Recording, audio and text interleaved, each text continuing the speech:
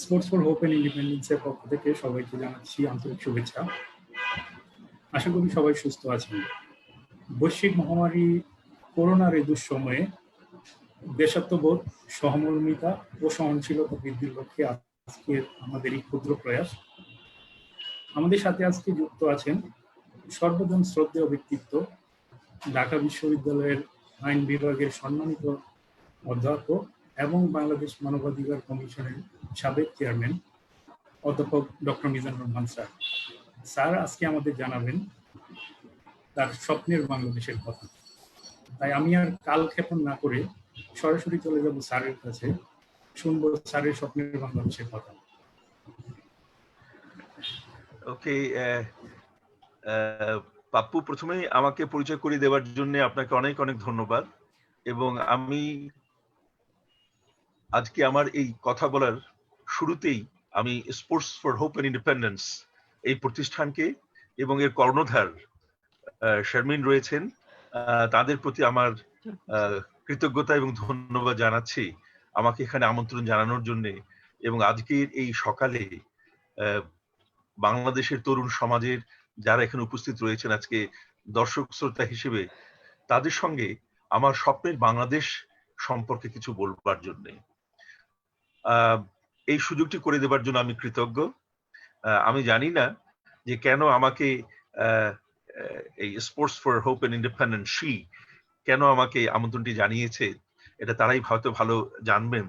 কিন্তু আমি চেষ্টা করব এদেশের একজন সাধারণ নাগরিক হিসেবে, যে দেশটাকে আমার জন্ম হয়েছে, যে দেশে আমি বড় হয়েছি, যে দেশটি তার সকল অস্তিত্ব দিয়ে আমাকে লালন পালন করেছে এবং বড় করেছে, সেই দেশটিকে আমি কেমন দেখতে চেয়েছিলাম এবং সেই দেশটি ঠিক আমার সেই স্বপ্নের দেশ হয়েছে কিনা, হতে পেরেছে কিনা, বা যদি না হয়ে থাকতে পারে কোথায় কোথায় ঘাটতি আছে, যে ঘাটতিটা পূরণ করলেই আমি হয়তো গর্ব করে বলতে পারতাম এই তো আমার স্বপ্নের বাংলাদেশ। সুতরাং আজকে আমি কথা বলবো এই আমার বাংলাদেশ নিয়ে। এবং আমাদের সঞ্চালক যে আমাকে যখন বললেন ওনার সূচনা বক্তব্যে যে আমার স্বপ্নের বাংলাদেশ, আমার বাংলাদেশটি তো আমার স্বপ্নের বাংলাদেশ। সুতরাং স্বপ্নের কথাটা হয়তো বারবার বলতে হবে না, কারণ স্বপ্ন অনেক সময় বাস্তবায়িত নাও হতে পারে, কিন্তু সেই স্বপ্নটি যেন বাস্তবায়িত হয়ে যাবে, যে চূড়ান্ত ফল সেটি হচ্ছে আমার বাংলাদেশ। আমি সেই বাংলাদেশ নিয়ে আমি কথা বলবো। আজকের এই কথা আমি বলবো না যে খুব this is an academic discussion, এটা আমি দাবি করব না। তবে একজন মানুষ যে সারাটা জীবন পথ পরিক্রমণ করেছে এই দেশে, এবং আমার সম্পূর্ণ যে আমার শ্রমটা আমি দিয়েছি এই দেশের আমার ছাত্রছাত্রীদের পেছনে, আমার বন্ধুদের সঙ্গে একত্রিত হয়ে, সুতরাং এই যে এত বছরের একটা অভিজ্ঞতা এবং স্বাধীনতা যে ব্যক্তিটি দেখেছে নিজের চোখ দিয়ে একজন কিশোর হিসেবে, সে তখন থেকে আজ পর্যন্ত যে নানা পরিবর্তন বিবর্তন সবকিছুর ভেতর দিয়ে আমার স্বপ্নের বাংলাদেশটি কোথায় রয়েছে সেটি সম্পর্কে আমি একটা আলাপচারিতায় আপনাদের সঙ্গে নিবদ্ধ হব। দেখুন, যখনই এই আমার বাংলাদেশ কথাটি বলতে যাই, আমার স্বপ্নের বাংলাদেশের কথা, আমাকে ফিরে যেতে হয় 1971 সালে। এবং আমি ফিরে যাব 1971 সালের 7 ডিসেম্বর তারিখে। কেননা 7 ডিসেম্বর তারিখে যে ছোট্ট মফস্বল শহরে আমার জন্ম হয়েছে, গাইবান্ধা, আমাদের বাংলাদেশ উত্তরে গাইবান্ধা শহরে, সেই গাইবান্ধায় 7 ডিসেম্বর তারিখে মুক্ত হয়। অর্থাৎ যদি 16ই ডিসেম্বর আমাদের বিজয় দিবস হয়ে থাকে, আমরা গাইবান্ধায় কিন্তু বিজয় দিবস উদযাপন শুরু করে দিয়েছি আমাদের 7 ডিসেম্বর তারিখে 1971। আমার এখনো মনে আছে যে আমি তখন মাধ্যমিকের ছাত্র, এবং আমার মনে পড়ছে এখনো যে হঠাৎ করে চারিদিকে একটা শোরগোল উঠলো যে মুক্তিযোদ্ধারা ঢুকছে, মুক্তিযোদ্ধারা শহরে আসছে, এবং তার পাশাপাশি আসছে ভারতীয় ট্যাঙ্ক নিয়ে ভারতীয় সেনারা। মূলত সবাই শিখ সেনাদের তখন আমি দেখেছিলাম। দৌড়ে আমি আমার বাড়ি থেকে আমরা বের হয়ে চিৎকার করতে করতে আমরা প্রধান রাস্তায় এসে দাঁড়ালাম এবং দেখলাম যে রংপুর পলাশবাড়ির ওই রাস্তা থেকে তখন আমাদের গাইবান্ধা শহরের অভিমুখে ঠিক শহরের ভিতরে ঢুকছে ইন্ডিয়ান ট্যাঙ্কে বসা, একদম দাঁড়িয়ে নিয়ে আপনার এই পাগড়ি পরিহিত শিখ সৈন্যরা, এবং সেখানে বসে আছে এবং অনেকে হেঁটে হেঁটে বা ট্যাঙ্কির উপরে বসে রয়েছেন। আমাদের লুঙ্গি পরা, গামছা বাঁধা, আমাদের গ্রামের তরুণ, আমাদের গ্রামের শ্রমিক, আমাদের কৃষিজীবী, আমার ছাত্ররা যারা মুক্তিযোদ্ধা, সেই মুক্তি একই সঙ্গে তারা আমাদের শহরের ভিতরে প্রবেশ করছে। এবং আজকে বোধহয় এই এত বছর পর এসে বোধহয় বলতে পারি যে এই মুহূর্তটা যে আমি আমি আমি যে দেখবার সুযোগ ঘটেছে আমার জীবনে, যে মুক্তিযোদ্ধারা, মুক্তি সেনারা অনুপ্রবেশ করছে এবং আমি একজন কিশোর হয়ে দাঁড়িয়ে তাদেরকে অভ্যর্থনা জানাচ্ছি এবং আমার মনে হয় চিৎকার করে গলা ফাটিয়ে বলছি জয় বাংলা। এই জয় বাংলার মধ্যে দিয়ে বোধহয় এই দেশের প্রতি, মানুষের প্রতি আমার যে ভালোবাসা এবং প্রত্যেকটি মানুষের যে ভালোবাসা, সেই ভালোবাসাটা তখন প্রকাশিত হয়েছে। এবং এই মুহূর্ত, এই যে ক্ষণটা, যে মুহূর্ত, কয়েকটি মুহূর্ত যে আমি দেখছি যে আমার দেশ স্বাধীন এবং এটা হচ্ছে এখন আমার নিজের দেশ, এই মাটি আমার। ঠিক বঙ্গবন্ধু যেভাবে বলতেন, আমার আছে মাটি, আমার আছে মানুষ। সেই মাটিটা যেন আমার হয়ে গেল একটা মুহূর্তের ভেতরে।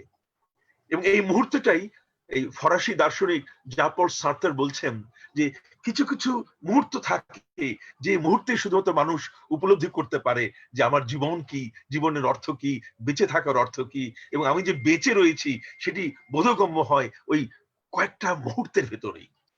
This is what is existentialism. এবং আমার মনে হয় সেই মুহূর্তেই আমি বেঁচেছিলাম, সেই মুহূর্তেই আমি বাঙালি জাতীয়তাবাদে উদ্বুদ্ধ হয়েছি, সেই মুহূর্তে আমি বুঝতে পেরেছি যে একটা স্বাধীন দেশের স্বাধীন নাগরিক আমি, এবং এই পরিচয়টা নিয়েই ভবিষ্যতে সারাটা জীবন আমি কাটিয়ে দেব এই মাটিতে। এই যে স্বাধের কথাটি বললাম, এই তখন এই মুহূর্তের ভিতরেই হয়তো আমি বাংলাদেশ কেমন দেখতে চেয়েছি সেটা হয়তো আমি এর সব উপকরণ, সব উপাদানগুলোর হয়তো তখন আমার চিন্তার জগতে তখনো প্রবেশ করেনি, বা সেটি হয়তো সম্ভবপরও ছিল না। কিন্তু ওই মুহূর্তের মধ্যে স্বাধীন বাংলাদেশ, আমার জয় বাংলার বাংলাদেশ, এই যে মুহূর্তটি এবং এই যে কথাগুলো, এগুলো আমাকে যেভাবে একদম আষ্টে পৃষ্ঠে বেঁধে ফেলেছে, আমার মনে হয় সেখানেই রয়েছে আমার স্বপ্নের বাংলাদেশ। কিন্তু একই সঙ্গে আজকে যারা শুনছেন আমার এই কথাগুলো, তাদেরকে আরেকটি কথা বলি যে ঠিক সেই দিন বা তার পরের দিনই, এটা 7 বা 8 তারিখেই হবে, ঠিক আমাদের বাড়ি থেকে একটু দূরেই আর একটা রাস্তা এসে এই রাস্তার সঙ্গে সংযোগ হয়েছে। আমি ওদিক দিয়ে হেঁটে যাচ্ছিলাম, শহরের ভিতরে দেখলাম পাশে একটা মৃতদেহ পড়ে আছে। মৃতদেহটি একজন বিহারীর, উর্দু ভাষাভাষী যারা পূর্ব পাকিস্তানে ছিল। এবং শুধুমাত্র বিহারি কেন না, তার যে অবস্থা দেখলাম, মানে তার যে মনে করুন সামাজিক এবং অর্থনৈতিক যে অবস্থা, সেই অবস্থায় এই ব্যক্তিটি আমার মনে হয় না যে এমন কোনো কাজ করতে পেরেছে যা কিনা আমাদের মুক্তিযুদ্ধকে সাংঘাতিকভাবে বিপদগ্রস্ত করে ফেলেছে। আমি যদিও জানি না যে সে রাজাকার ছিল কিনা, আমি জানি না যে সে স্বাধীনতা বিরোধী কোনো কর্মকাণ্ড করেছে কিনা, কিন্তু আমি দেখেছি যে গণপিটুনিতে একদম মৃত্যুবরণ করে একটা বিহারীর মৃতদেহ ঠিক রাস্তার উপরে পড়ে রয়েছে। এবং সেই মৃতদেহ দেখেছি, তার চোখ মুখ থেতলে গেছে। বিশ্বাস করুন, তখন আমার ভিতরে আর একটাই যে আমি আজকে এত বছর পরে এসেও যে এই ঘটনাটি আমি এই মুক্তি, আমার বিজয়ের সঙ্গে সঙ্গে ঘটনাটি উল্লেখ করছি, কেননা এই ঘটনাটি আমার ভেতরে এই কিশোর মনে এতটাই রেখাপাত করেছে যে আমি ঘটনা কোনোদিন বিস্মৃত হইনি। এবং বিশ্বাস করুন, তখন ওই মৃতদেহের দিকে তাকিয়ে আমার আর একটা কথা মনে হয়েছে যে আমার দেশটা এমন একটা দেশ হবে যেখানে রাস্তাঘাটে গণপিটুনিতে বিনা বিচারে কোনো মানুষকে প্রাণ হারাতে হবে না। আমি কিন্তু তখন আইনের ছাত্র ছিলাম না, আমি সবেমাত্র স্কুলে পড়ি তখন। আইন আমার অনেক দূরে অবস্থান করছে, কিন্তু কেন যেন তখন সেই কিশোর মনে আমাকে দারুণভাবে প্রভাবিত করেছিল যে একজন মানুষ কেন এভাবে গণপিটুনিতে মৃত্যুবরণ করবে এবং তার মৃতদেহ রাস্তার ভিতরে যে কোনো পশুর ন্যায় পড়ে থাকবে। আমি এই চিত্রটি, এই ছবিটি এবং সেই মানুষটির চেহারা আজ পর্যন্ত আমি কিন্তু ভুলতে পারি নাই। অর্থাৎ আমার স্বপ্নের বাংলাদেশে আমি কিন্তু তখন নতুন একটি উপাদান কিন্তু সংযুক্ত হয়ে গেল। সেটি হচ্ছে যে আমার স্বপ্নের বাংলাদেশটা হবে এমন একটা দেশ যেখানে সবকিছু আইন দ্বারা পরিচালিত হবে, আইন সর্বাগ্রে থাকবে, আইনের প্রতি যেমন আমার আনুগত্য থাকবে, আইনের প্রতি যেমন আমার শ্রদ্ধা থাকবে, তেমনি রাষ্ট্র যারা পরিচালনা করবেন তারাও আইন দ্বারাই পরিচালনা করবেন এবং তারা নিজেদেরকেও কখনো আইনের ঊর্ধ্বে রয়েছেন এমনটি কখনোই ভাববেন না। আজকে আইনের ছাত্র হিসেবে হয়তো আমরা বলি এরই নাম হচ্ছে আইনের শাসন বা রুল অফ ল। তখন সেই মাধ্যমিক স্কুলে একজন ছাত্র, আমার মনে কিন্তু আইনের শাসন সম্পর্কে কোনো ধারণা ছিল না, কিন্তু এই বিহারীর একটি পড়ে থাকা মৃতদেহ আমাকে তখনই যেন শিক্ষা দিয়েছে যে যে বাংলাদেশটা আমার হয়েছে, যে স্বাধীনতা যে আমি পেয়েছি, সেই স্বাধীন দেশে কোনো মানুষের এই রকম মৃত্যু যেন কখনো না ঘটে। সেটি হবে আমার বাংলাদেশের আরেকটি পরিচয়, আমার স্বপ্নের বাংলাদেশ, আমার বাংলাদেশ। তাহলে আমার এই বাংলাদেশটি কি ধরনের স্বপ্ন নিয়ে আমার বাংলাদেশটির সূচনা হলো? আমার যদি এক কথায় বলতে হয় তাহলে আমার বাংলাদেশটা হবে আমার গর্বের দেশ, যেটি নিয়ে আমি সকল সময় গর্ব করতে পারবো সকলের সামনে, এবং মাথা উঁচু করে বলতে পারবো যে আমি বাংলাদেশের নাগরিক, এটি আমার দেশ, এই লাল সবুজ পতাকাটি এটি হচ্ছে আমার পতাকা, এটি হচ্ছে আমার সমগ্র সত্তা আবৃত করে রয়েছে এই পতাকাটি। এই কথাটি আমি বলতে পারবো, আমি বলবো যেটা এমন একটি দেশ যেটি অবস্থান হচ্ছে আমার হৃদয়ের কাছাকাছি, ঠিক আমার হৃদয়ের ভেতরে রয়েছে এই রাষ্ট্রটির অবস্থান। সেই দেশটি হচ্ছে আমার বাংলাদেশ, সেটি আমার স্বপ্নের বাংলাদেশ। এবং এই কথাগুলো কেন বলতে হচ্ছে?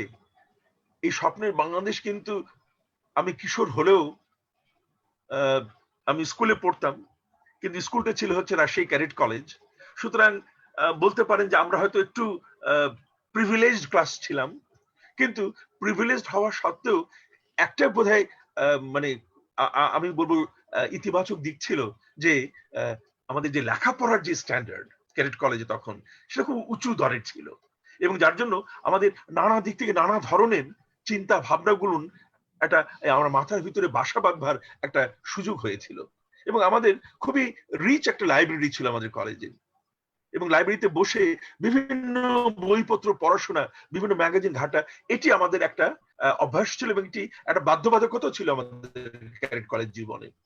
সেদিক থেকে জ্ঞানের যে সুযোগগুলো লাভ করেছিলাম এবং যতটুকু সেটা সদ্ব্যবহার করতে পেরেছিলাম, এর কারণে একটা জিনিস বুঝতে পেরেছিলাম যে আমাদের এই স্বাধীনতার প্রয়োজন পাকিস্তানের অপশাসন থেকে নিজেদেরকে মুক্ত করবার জন্য। এখন এই যে পাকিস্তানের অপশাসন বা দুঃশাসন, যেটাকে পরবর্তীতে বঙ্গবন্ধু বলবেন যে সোনার বাংলা শ্মশান কেন, এই যে সোনার বাংলাকে শ্মশানে রূপান্তরিত করেছিল পাকিস্তানি শাসন, তার মূল জিনিসগুলো কি ছিল, কোথায় কোথায়,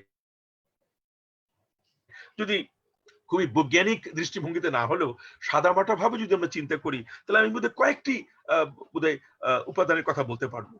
একটি হচ্ছে বাঙালি নির্যাতন, আমাদেরকে নির্যাতন করা হতো, এবং বাঙালিরা কখনোই তাদের স্ব আসনে অধিষ্ঠিত হতে পারে নাই পাকিস্তানের 24 বছরের অস্তিত্বকালে। আমাদের এই যে আমাদের একত্রিত যে ইউনাইটেড পাকিস্তান ছিল, সেখানে এই যে আমাদের বাঙালি নির্যাতন, এবং নির্যাতনের বহিঃপ্রকাশ করছে আর একটা দারুণ ভাবে বিভিন্ন ক্ষেত্রে জীবনের, সমাজের, রাজনীতি, সেটা হচ্ছে বৈষম্য, ডিসক্রিমিনেশন।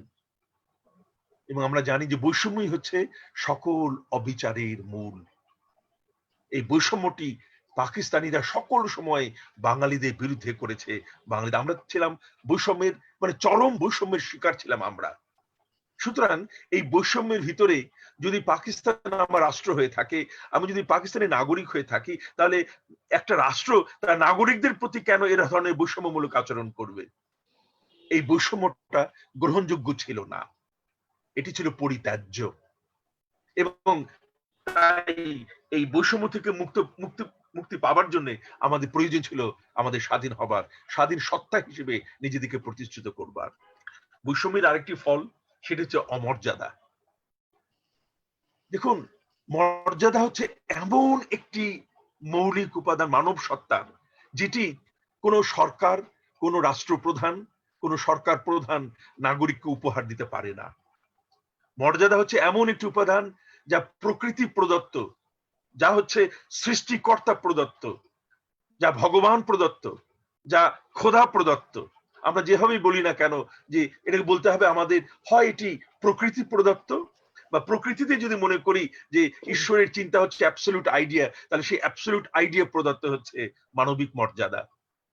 কিন্তু সেই মর্যাদা বাঙালিদের ছিল না পাকিস্তানি আমলে। এই যে চরম অমর্যাদাকর একটা পরিবেশের ভিতরে আমাদের বেঁচে থাকতে হয়েছে, আমাদের জীবন ধারণ করতে হয়েছে। তাই এই অমর্যাদা থেকে মুক্ত হয়ে মর্যাদা সম্পন্ন জীবনযাপন করবার একটি অভিপ্রায় আমাদের ভিতরে বাসা বেঁধেছিল, এবং তাই আমাদের প্রয়োজন ছিল স্বাধীন সত্তা প্রতিষ্ঠিত করে মর্যাদা সম্পন্ন জীবনযাপন করবার। এবং এই যে মর্যাদা নেই, এই যে বৈষম্য, এই যে নির্যাতন, অবিচার, এই কারণে এই বাঙালির যে মেধা ছিল, সেই মেধার কিন্তু কখনোই মেধা অনুসারে বাঙালিকে কিন্তু প্রতিদান দেয়া হয়নি। বাঙালির মেধার কখনো মূল্যায়ন করা হয়নি পাকিস্তানি আমলে।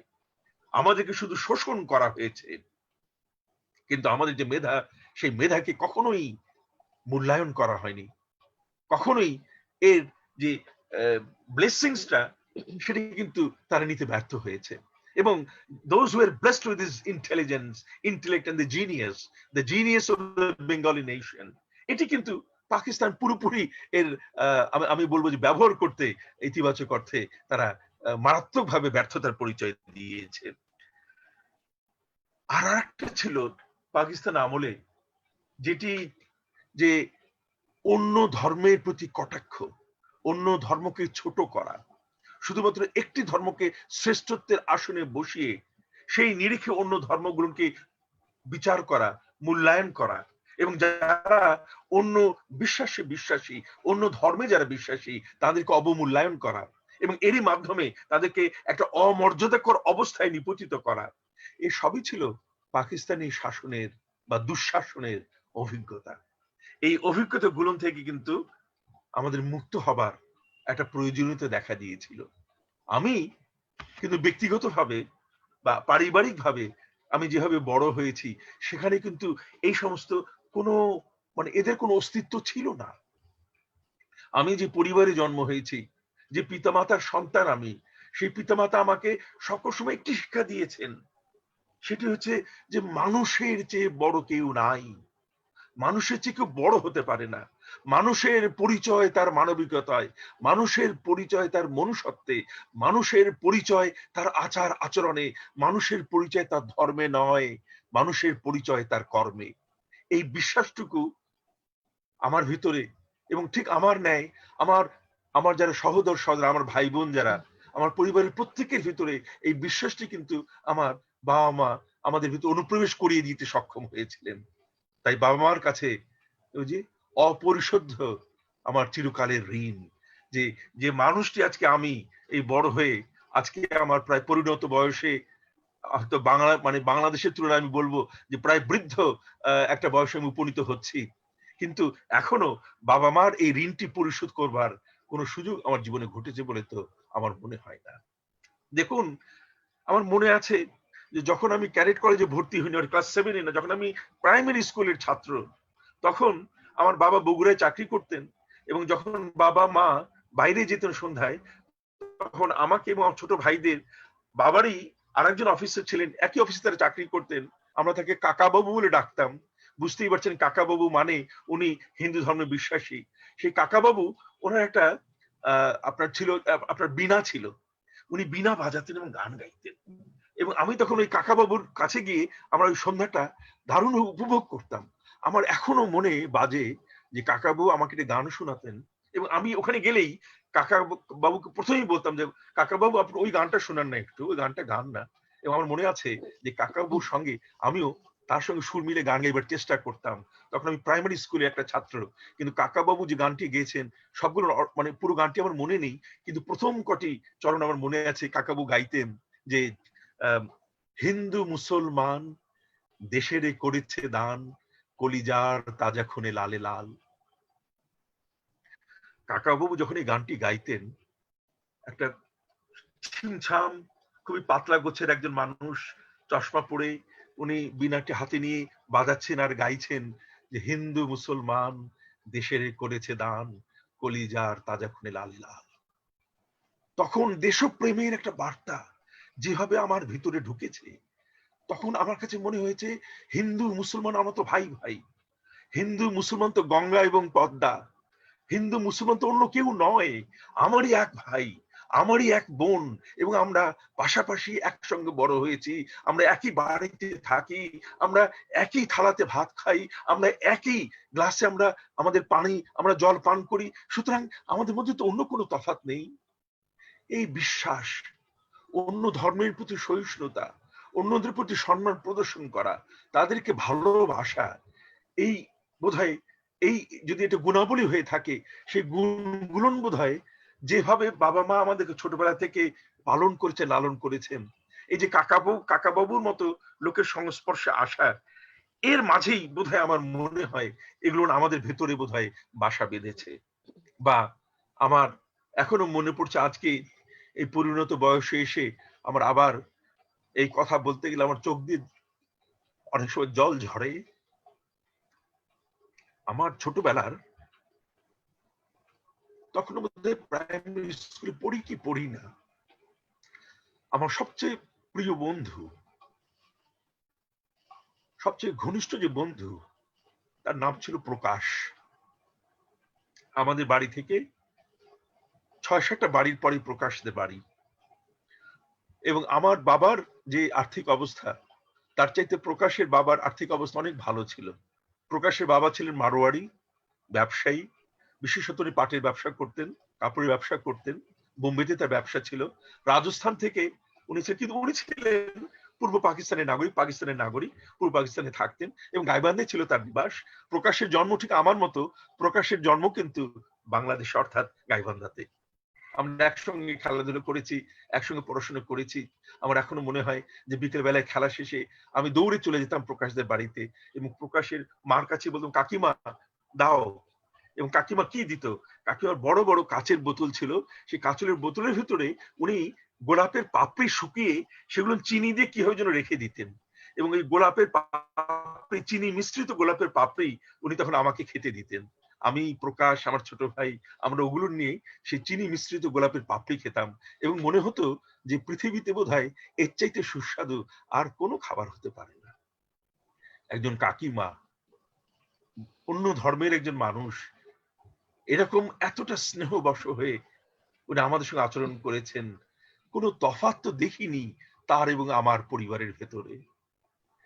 কিন্তু আর কিছুদিন পরে যখন দেখেছি হঠাৎ করে সেই প্রকাশদের বাড়ি আর নেই, সবচেয়ে জানলা দরজা বন্ধ, কোথায় গেল, কোথায় গেল, একদিন নেই, দুদিন নেই, 3 দিন নেই। পরে একজন প্রতিবেশী বলছে যে প্রকাশরা তো ভারতে চলে গেছে, কেন পাকিস্তানের ওরা আর থাকতে পারছে না। আজকে আপনারা যারা শুনছেন আমাকে, আপনাদের বলছি, this is what was Pakistan, just because they belong to a different religion, so life was made so difficult for them যে তারা এদেশে আর থাকতে পারে নাই। বিশেষ করে 65 সালের যুদ্ধের পর তার প্রশ্নই ওঠে না, এবং কি তাদের সবার বাড়ি ঘর জমি জমা ব্যবসা সবকিছু হাতিয়ে নেওয়া হলো, কি নামে? এনিমি প্রপার্টি অ্যাক্ট, শত্রু সম্পত্তি আইন। এটাই ছিল পাকিস্তান। তুমি হিন্দু, তাই তুমি শত্রু, যেহেতু তুমি শত্রু, তোমার সম্পত্তি আমরা নিয়ে নেব। এই যে শুরু হলো একটা প্রক্রিয়া,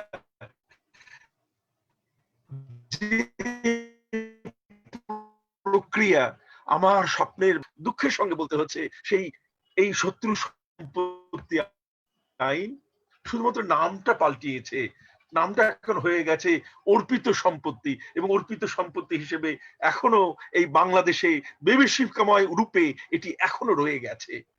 এটা তো স্বপ্নের বাংলাদেশে থাকবার কথা ছিল না। যাই হোক, ওই যে আমি বলছিলাম যে আমার বন্ধু, এবং তখন আমি দেখেছি আমার এই ছোট্ট গাইবান্ধা শহরে, আমার মনে হয় গাইবান্ধা তৎকালীন কিন্তু সারা পূর্ব পাকিস্তানে সাংস্কৃতিক জগৎ যদি বলতে হয়, গাইবান্ধা খুব উল্লেখযোগ্য একটা শহর ছিল, মফস্বল শহর। গাইবান্ধার মতো নাটক, গাইবান্ধার মতো গান বাজনা, গাইবান্ধার মতো নজরুল জয়ন্তী, রবীন্দ্র জয়ন্তী, সুকান্ত জয়ন্তী, এগুলো পূর্ব পাকিস্তানের খুব কম শহরেই তখন হতো। এবং এর অন্যতম প্রধান কারণ ছিল যে গাইবান্ধা শহরের জনসংখ্যার একটা অনেক অংশ, বিশাল অংশ জুড়ে ছিল হিন্দু ধর্মাবলম্বীরা। সংস্কৃত প্রেমীরা, এবং তাদের হাত ধরে আমাদের সাংস্কৃতিক অঙ্গনে আমরা কিন্তু প্রবেশ করেছি। তাই আমি দেখেছি যখনই পূজা হতো, সেই পুজো পার্বণে এটা মনে হতো না যে শুধুমাত্র কোনো একটা বিশেষ গোষ্ঠীর বোধহয় উৎসব, মনে হতো এটা আমাদের সবার সর্বজনীন উৎসব।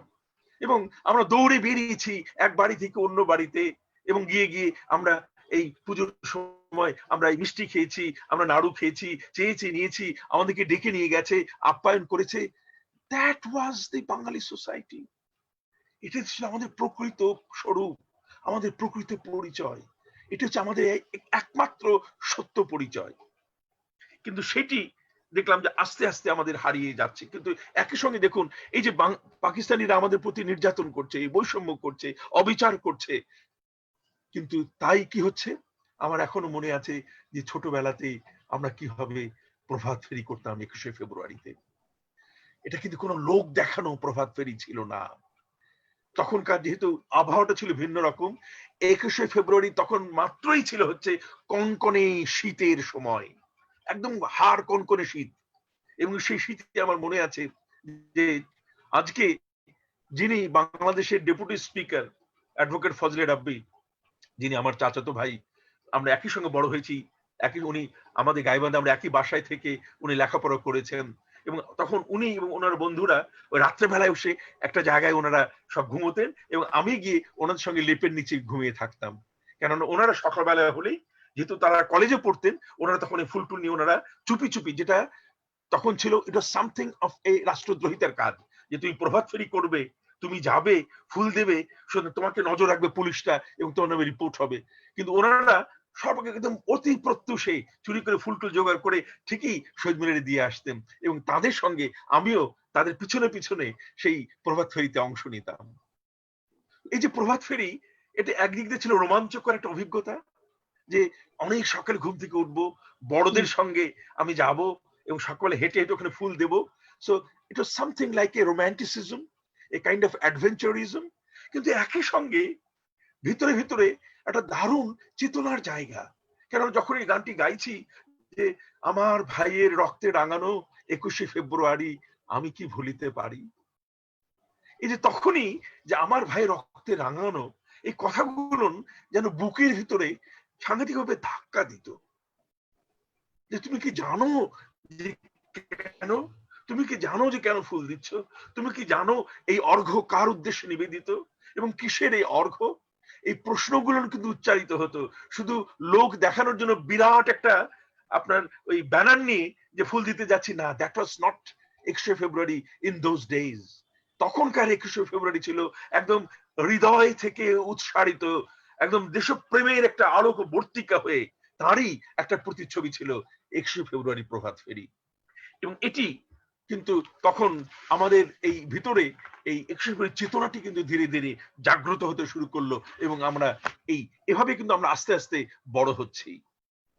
এবং তারপরে এই যে বললাম যে আমাদের 71 সালের যে অভিজ্ঞতা, কিন্তু তখনও কি এই যে আমি আপনাদের 7 ডিসেম্বরের কথাটা বলেছি যে মুক্তি বাহিনী ঢুকলো, তারপরে আবার বলছি বিহারি একজন মৃতদেহ পড়ে আছে, এই দুটো কিভাবে আমার চিন্তাকে নাড়া দিল। এর ভেতরে কিন্তু আবার মনে পড়ছে যে স্বপ্নের বাংলাদেশটা কেমন হবে, হয়তো তখন হয়তো শুধু শুনেছি, হয়তো এর পুরোপুরি যে গুরুত্ব সেটা উপলব্ধি করতে পারিনি। কিন্তু এখন যেটি না হলে মনে হয় যে আমার স্বপ্নের বাংলাদেশটা কখনোই পূর্ণ হবে না, তার এই ছবিটি কখনো মানে পূর্ণাঙ্গ ছবি হবে না, সেটি হচ্ছে যখন আমরা ওই স্বাধীন বাংলা বেতার কেন্দ্র যখন শুনতাম। এবং মনে আছে যে এই স্বাধীন বাংলা বেতার কেন্দ্রে 10 এপ্রিল তারিখে যখন এই স্বাধীন বাংলা বেতার কেন্দ্রে রেডিওতে শুনলাম যে আমাদের স্বাধীনতার ঘোষণাপত্র, দ্য প্রোক্লেমেশন অফ ইন্ডিপেন্ডেন্স, এটা যখন পঠিত হলো মুজিবনগরে, আমার এখনো মনে আছে যে একটা ট্রানজিস্টার, কোথাও সম্ভবত 2 ব্যান্ডের একটা ট্রানজিস্টার ছিল আর কি, সেই ট্রানজিস্টারটি আমাদের বাসায় ছিল। আমার মামা, যিনি একজন মানে এলএমএফ ডাক্তার ছিলেন, উনি সাংঘাতিক ভাবে মানে তৎকালীন মানে পাকিস্তানি আমল থেকে উনি সাংঘাতিক একদম মানে আমি বলবো যে অন্ধ আওয়ামী লীগার ছিলেন আর কি। উনি শেখ মুজিবের নাম শুনলে আর কোনো কিছু তার ধারে কাছে কিছু নাই আর কি, এরকম একজন মানুষ। উনি আমাদের বাসায় সন্ধ্যায় আসতেন কেননা ওনাদের বাসায় ট্রানজিস্টর ছিল না, আমাদের বাসায় ট্রানজিস্টর ছিল। তো এই ট্রানজিস্টরে স্বাধীন বাংলা বেতার কিন্তু শুনবার জন্য ওই আমরা সন্ধ্যা থেকে রাত পর্যন্ত স্বাধীন বাংলা বেতার কিন্তু শুনতাম একসঙ্গে বসে। কিন্তু প্রথম দিকে আমরা পালিয়ে যাওয়ার আগে পর্যন্ত এই স্বাধীন বাংলা বেতার কিন্তু শোনাটা তো একটা বিপজ্জনক ছিল। কে নাকি আবার বলে দেবে, কে নাকি আবার রিপোর্ট করবে যে ওরা স্বাধীন বাংলা বেতার কেন্দ্র শুনে, এবং তাহলে আবার পুলিশে হানা হবে বা পাকিস্তানি সেনাবাহিনী এসে হানা দেবে। সুতরাং কিন্তু আমার মামা এমন পাগল ধরনের ছিলেন, পাগলেটে ধরনের, উনি খুব জোরে দিতেন ভলিউমটা, খুব জোরে শুনতেন স্বাধীন বাংলা, স্বাধীন বাংলা বেতার। আমরা ভয় পেতাম, আমরা তো মামা একটু আস্তে দাও ভলিউমটা, এত জোরে কেন? এবং মামা ওই ভলিউমটা ছিল যে টান করতে হতো, ঘুরিয়ে দিতে হতো। মামা করতেন কি, বলতে ঠিক আছে এইভাবে উনি বলতে কমিয়ে দিলাম। আসলে কিন্তু উনি কমাতেন না, শুধু হাতটা এভাবে ঘুরিয়ে দেখাতেন যে আমি কমিয়ে দিয়েছি। আমরা বিশ্বাস করতাম কমিয়ে দিতে না, ঠিক আগের মতনই দেখি যে জোরে জোরে সকল খবর পাঠ করছে এবং জোরে জোরে সবকিছু শুনতে পাচ্ছি। তো মামা ওরকম তো কখনোই কমাতেন না, উনি ভয়ও করতেন না। কিন্তু এবং এই ভয় না করার কারণে আমার দুই মামাকে কিন্তু পাকিস্তানি সেনাবাহিনী ধরে নিয়ে গিয়ে আমার দুজন মামা শহীদ হয়েছেন 1971 সালে। সুতরাং আমি যখন মুক্তিযুদ্ধের কথা বলি, যখন এই আমার লাল সবুজের পতাকার কথা বলি, তখন কিন্তু শুধুমাত্র দূর থেকে দেখা, দূর থেকে অভিজ্ঞতা পাওয়া একটা ঘটনা নয়, যে ঘটনার ভিতর দিয়ে এই কিশোর মিজানুর রহমান এই এই ঘটনার ভিতর দিয়েই কিন্তু বড় হয়েছে। এই ঘটনার পথটা কিন্তু কিশোর মিজানুর রহমানকে অতিক্রম করতে হয়েছে, সেই পথ কিন্তু আমাকেও হাঁটতে হয়েছে। এই যে আমাদের স্বাধীনতার ঘোষণাপত্র, আজকে আমি মানে এখন বোধহয় যখন আমি মানে শিক্ষকতা শুরু করি বাংলাদেশে, তারপর থেকে বোধহয় এমন কোন শ্রেণী নেই, এমন কোন ছাত্রছাত্রী নেই যাদের কখনো না কখনো কোনো না কোনো সময় আমি বলিনি যে তোমাদের যদি আইনের যথার্থ যদি পড়াশোনা করতে চাও, আইনি শিক্ষা যদি লাভ করতে চাও, তাহলে একটি দলিল তোমাদের আত্মস্থ করতে হবে, এবং সেই দলিলটির নাম হচ্ছে আমাদের স্বাধীনতার ঘোষণাপত্র বা প্রোক্লেমেশন অফ ইন্ডিপেন্ডেন্স। কারণ এটির ভেতরেই আমি যদি বলি যে আমার স্বপ্নের বাংলাদেশ লুকিয়ে আছে এই ডকুমেন্টের ভেতরে। যে কথাগুলো, যে চিন্তাগুলো, যে ছবিগুলো টুকরো টুকরো হয়ে আমার মনের ভিতরে বাসা বেঁধেছে, আমার চিন্তার জগতে বাসা বেঁধেছে, কিন্তু যেগুলোকে একত্রিত করে পূর্ণাঙ্গ একটি ছবি আমি কখনো আঁকতে পারিনি হয়তোবা, সেই ছবিটি কিন্তু এঁকে দিয়েছে এই স্বাধীনতার ঘোষণাপত্র। কেন? কেননা এই স্বাধীনতার ঘোষণাপত্র আমাদের বলছে যে আমরা কেন মুক্তিযুদ্ধ করছি, কেন আমাদের স্বাধীন একটি রাষ্ট্র দরকার, এবং আমাকে উত্তর দিচ্ছে যে আমাদের স্বাধীন একটি রাষ্ট্র দরকার কারণ এটা এমন একটা রাষ্ট্র হবে যেখানে প্রত্যেকটি মানুষ তিনটি জিনিস তারা ভোগ করবেন। প্রত্যেকটি মানুষ, একটি হচ্ছে ইকুয়ালিটি, সাম্য বা সমতা, অর্থাৎ কেউ কারো অধীনে থাকবে না, সবাই সমান, সবাই সমান। এই যে সাম্যের গান, সাম্যের বার্তা, এটি আমাকে বলে দিচ্ছে যে আমরা কিন্তু পাকিস্তান হব না।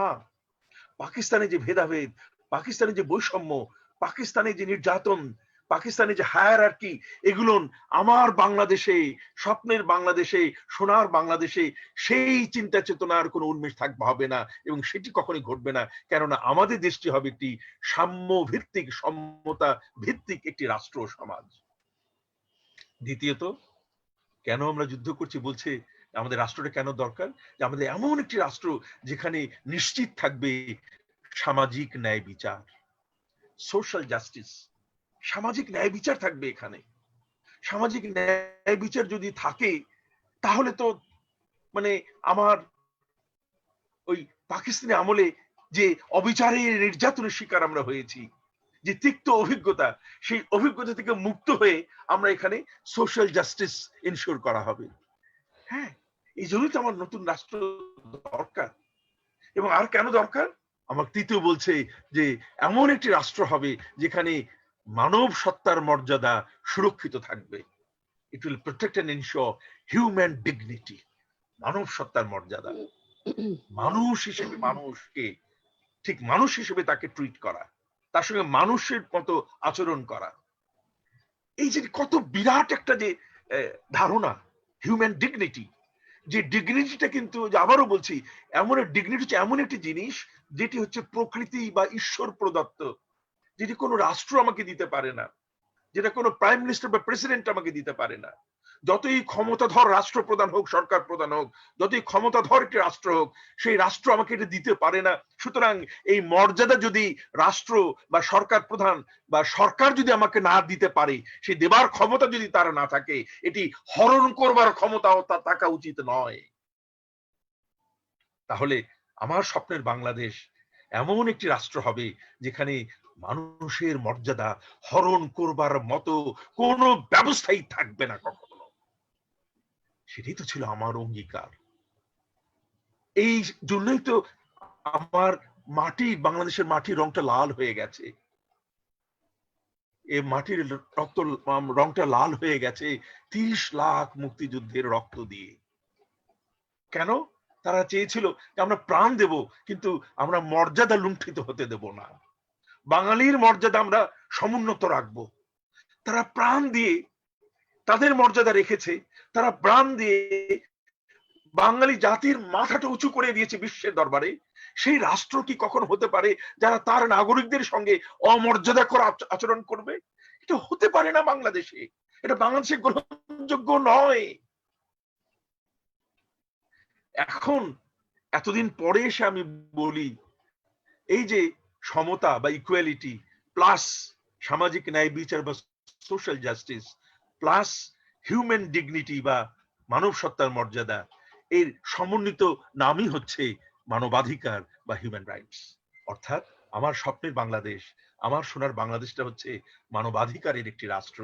মানবাধিকার সমুন্নত থাকবে যে রাষ্ট্রে, সেই রকম একটি রাষ্ট্রে যেখানে প্রত্যেকটি নাগরিক তারা নিশ্চিন্ত ভাবে একটা একটা জীবন, পৃথিবীর এই ক্ষণকালীন জীবন তারা কাটিয়ে দেবে আনন্দ ফুর্তির ভেতরে, কোনো বঞ্চনার ভিতরে নয়, কোনো খেদোক্তি করে নয়, কোনো দুঃখ কষ্ট করে নয়, প্রতারণার শিকার হয়ে নয়। তারা থাকবে যথাযথ সম্মানজনক অবস্থানে, রাষ্ট্র তাদেরকে রাখবে এবং তাদের সঙ্গে আচরণ করবে। তাহলে দেখুন, এই স্বপ্নের বাংলাদেশটা যদি গড়তে হয় তাহলে কি কি থাকতে হবে সেখানে? দেখুন, আমি তো মনে করি যে আমার সেই ছোট মানে কিশোর বেলায় যে স্বপ্নটা দেখেছিলাম আমার বাংলাদেশের, সেই স্বপ্নটার মধ্যে এখন আমি চিন্তা করলে বুঝতে পারি যে আমি এমন একটা রাষ্ট্রকে দেখতাম যে ওই যে আমার বাংলাদেশ, সেটা কেমন হবে? সেই বাংলাদেশে কোনো দারিদ্র থাকবে না, নো পভার্টি, পুয়ার বলে কেউ থাকবে না। তুমি দরিদ্র, তুমি কুলি, কুলি বলে কেউ তোমাকে হেট করবে না। সেদিন দেখুনি রেলে কুলি বলে এক বাবু সাপ তাকে ঠেলে দিল নিচে ফেলে, চোখ ফেটে এলো জল, এমনি করিয়া জগৎ জুড়িয়া মার খাবে দুর্বল। না, এই দুর্বল থাকবে না বাংলাদেশে। এই দুর্বলের অবসান ঘটবে। কেননা উঁচু নিচ ধনী দরিদ্র বলে যে ব্যবধান, সেই ব্যবধান থাকবে না বাংলাদেশে। এটা হবে সমতা ভিত্তিক একটি রাষ্ট্র। যদি সমতা ভিত্তিক একটি রাষ্ট্র হয়, যদি সম্পদের সুবন্টন হয় এবং সুষম বন্টন হয়, ন্যায় মানে ন্যায় বিচার ভিত্তিক এবং সামাজিক ন্যায়নিষ্ঠা ভিত্তিক যদি বন্টন হয়, তাহলে সেখানে তো দারিদ্র থাকতে পারে না। এবং এই দারিদ্র ঘোচানোর জন্য কিন্তু আমার গ্রামীণ ব্যাংকের দরকার নেই। এই দারিদ্র ঘোচানোর জন্য কিন্তু আমার এই সমস্ত ইরেডিকেশন পভার্টি দরকার নেই। এইটার জন্য আমার যেটি দরকার সেটি হচ্ছে এমন একটি ব্যবস্থা অর্থনৈতিক যেখানে আমাদের সম্পদের সুষম বন্টন হবে নাগরিকদের ভেতরে। That's it. আমি কেমন বাংলাদেশ, সেই বাংলাদেশ আমি দেখেছি যখন মনে হয়েছে যে আমি পড়ি ক্যাডেট কলেজে, কিন্তু আমারই ঘনিষ্ঠ আরেকজন বন্ধু রফিক, সে পড়ে গাইবান্ধাতে, সে পড়ে গাইবান্ধার সেই মফস্বল শহরের স্কুলে, কেন আমার সঙ্গে পড়তে পারবে না? বা গাইবান্ধায় যে স্কুলটি আছে সেই স্কুলে কেন আমার রাজশাহী ক্যাডেট কলেজের মতো যে সুযোগ সুবিধাগুলো আছে সেটি কেন ওই স্কুলে থাকবে না? কেন গুটি কয়েক মানুষ সুবিধা পাবে আর সংখ্যাগরিষ্ঠ মানুষ সুবিধা থেকে বঞ্চিত হবে? এটা তো হতে পারে না। এটা তো ন্যায্যতা নয়, এটা তো ন্যায় ভিত্তিক একটা সমাজ নয়। আপনি চিন্তা করে দেখুন যে মানে আজকে একটি ছেলে বা মেয়ে ঢাকায় বসে পরীক্ষা দিচ্ছে, এসএসসি পরীক্ষা হোক বা এইচএসসি পরীক্ষা হোক, সে একই প্রশ্নপত্রে আমার ওই পঞ্চগড়ের গ্রামে বসে যে ছেলে মেয়েটি পরীক্ষা দিচ্ছে তারা একই প্রশ্নের উপরে ভিত্তি করে তার পরীক্ষা দিচ্ছে। আমরা তাদেরকে মাপছি কিন্তু একই নিক্তিতে, আমরা একই মাপকাঠিতে তাদেরকে আমরা মাপছি, তাদেরকে ওজন করছি, কিন্তু আমি দিয়েছি তাদের কি? ঢাকার যে ছেলেমেয়েটিকে এত সুযোগ সুবিধা দিয়েছি, এত ভালো ভালো শিক্ষক দিয়েছি, এত শিক্ষার উপকরণ দিয়েছি, আমার গ্রামের ছাত্রটি বা আমার সেই ছেলেটি বা মেয়েটি তারা কিভাবে লেখাপড়া করেছে, কোন সুযোগ সুবিধা তারা পেয়েছে, আমি কিভাবে একই নীতিতে তাদের মাপতে পারি, আমি কার প্রতি তাহলে সুবিচার করছি, পুরো অবিচারে ভরা আমার এই ব্যবস্থা। আমি তাদের কাছে তেমনি চাই। তারা তো এমনিতেই যুদ্ধে প্রথমেই তো আমরা একদম বাতিলের খাতায় তাদেরকে রেখে দিয়েছি, তাদেরকে কিন্তু প্রথমে আমরা পরিত্যাগ করেছি। কিন্তু আমার বাংলাদেশে তো এরকম হবে না। আমার স্বপ্নের বাংলাদেশে প্রত্যেকে লেখাপড়া করবে, কেউ স্কুল থেকে ঝরে পড়বে না। যে ঝরে পড়া, কেন ঝরে পড়বে? রাষ্ট্রকে সেই দায়িত্ব নিশ্চিত করতে হবে যে আমার একটি সন্তানও স্কুল থেকে ঝরে পড়বে না। যে কারণে ঝরে পড়ে সেই কারণগুলোকে দূরীকরণ করবে রাষ্ট্র। এটা হচ্ছে রাষ্ট্রের কাজ, এটা হচ্ছে সরকারের কাজ।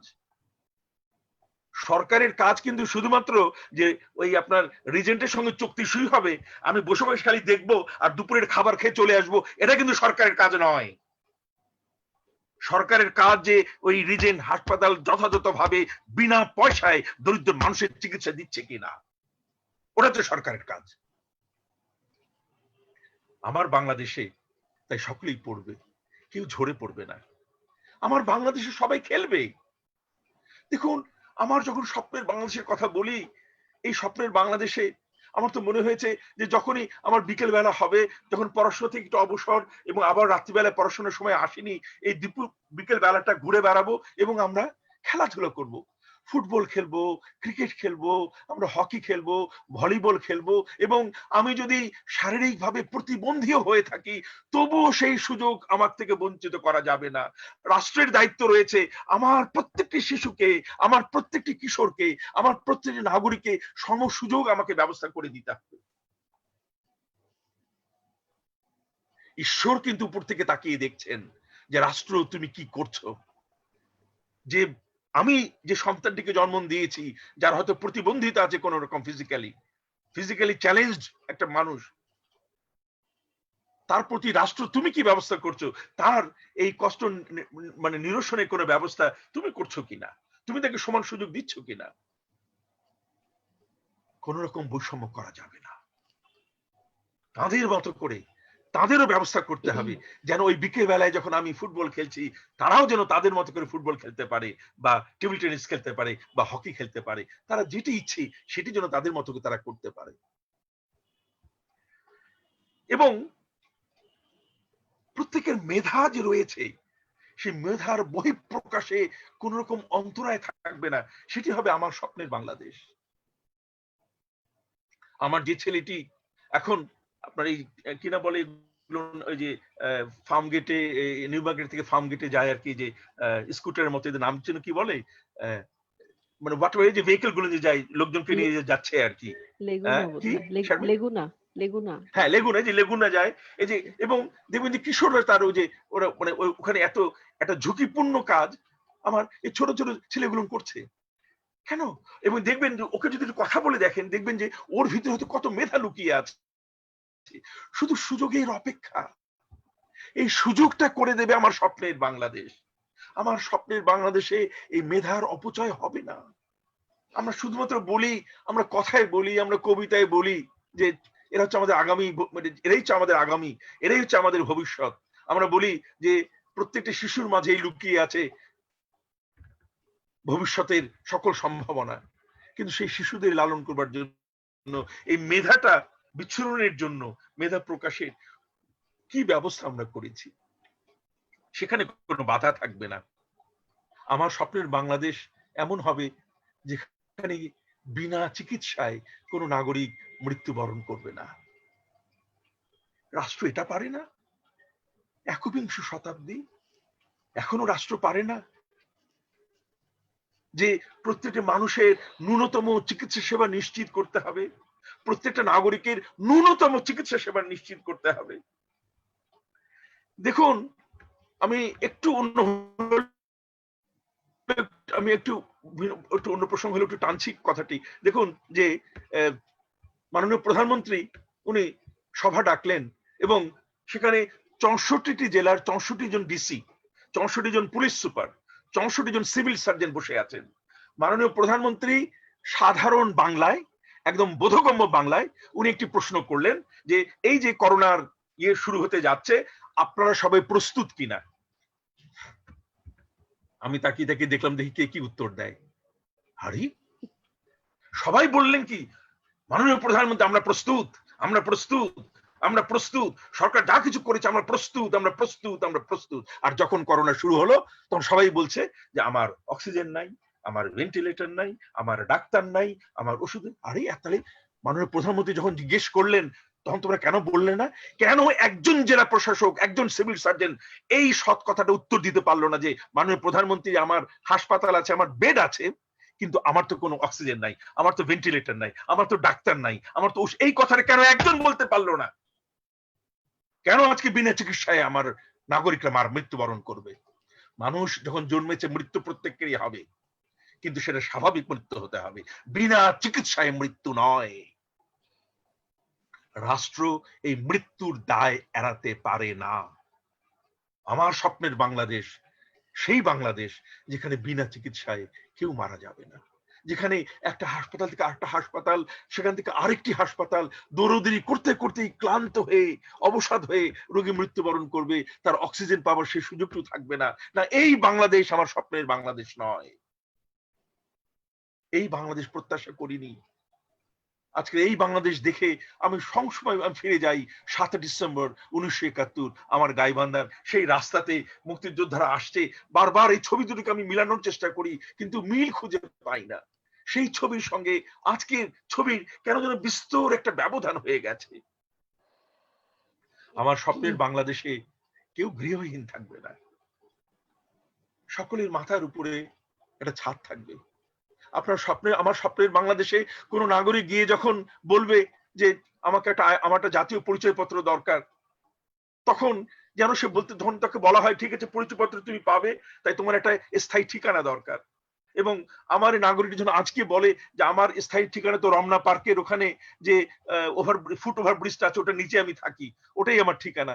তখন তাকে বলে বের হয় এখান থেকে, তোর কোনো আইডি কার্ড হবে না, কেন ওটা কোনো ঠিকানা নয়। ঠিকানা হতে হলে তোর থাকতে হবে একটা হোল্ডিং নাম্বার, থাকতে হবে একটা ইউটিলিটি বিল, সেটা বিদ্যুৎ বিল হোক, টেলিফোন বিল হোক, কিছুটা থাকতে হবে। ওটা দেখা, তাহলে বুঝবো যে হ্যাঁ একটা পার্মানেন্ট একটা অ্যাড্রেস আছে, তাহলে তোকে আমরা ছবি তুলে তোর আইডি কার্ড দেবো, না হলে তুই না। আরে জলজ্যান্ত আমার বাংলাদেশের নাগরিক, বাংলাদেশের মাটিতে যা জন্ম হয়েছে, বাংলাদেশের মাটিতে যার পিতা তার পিতামহর জন্ম হয়েছে, যারা এই মাটিতে শায়িত রয়েছেন, তেমনি জলজন্ত একটা মানুষ, কিন্তু সে জাতীয় পরিচয় পত্র থেকে বঞ্চিত, কেননা তার স্থায়ী কোনো ঠিকানা নেই।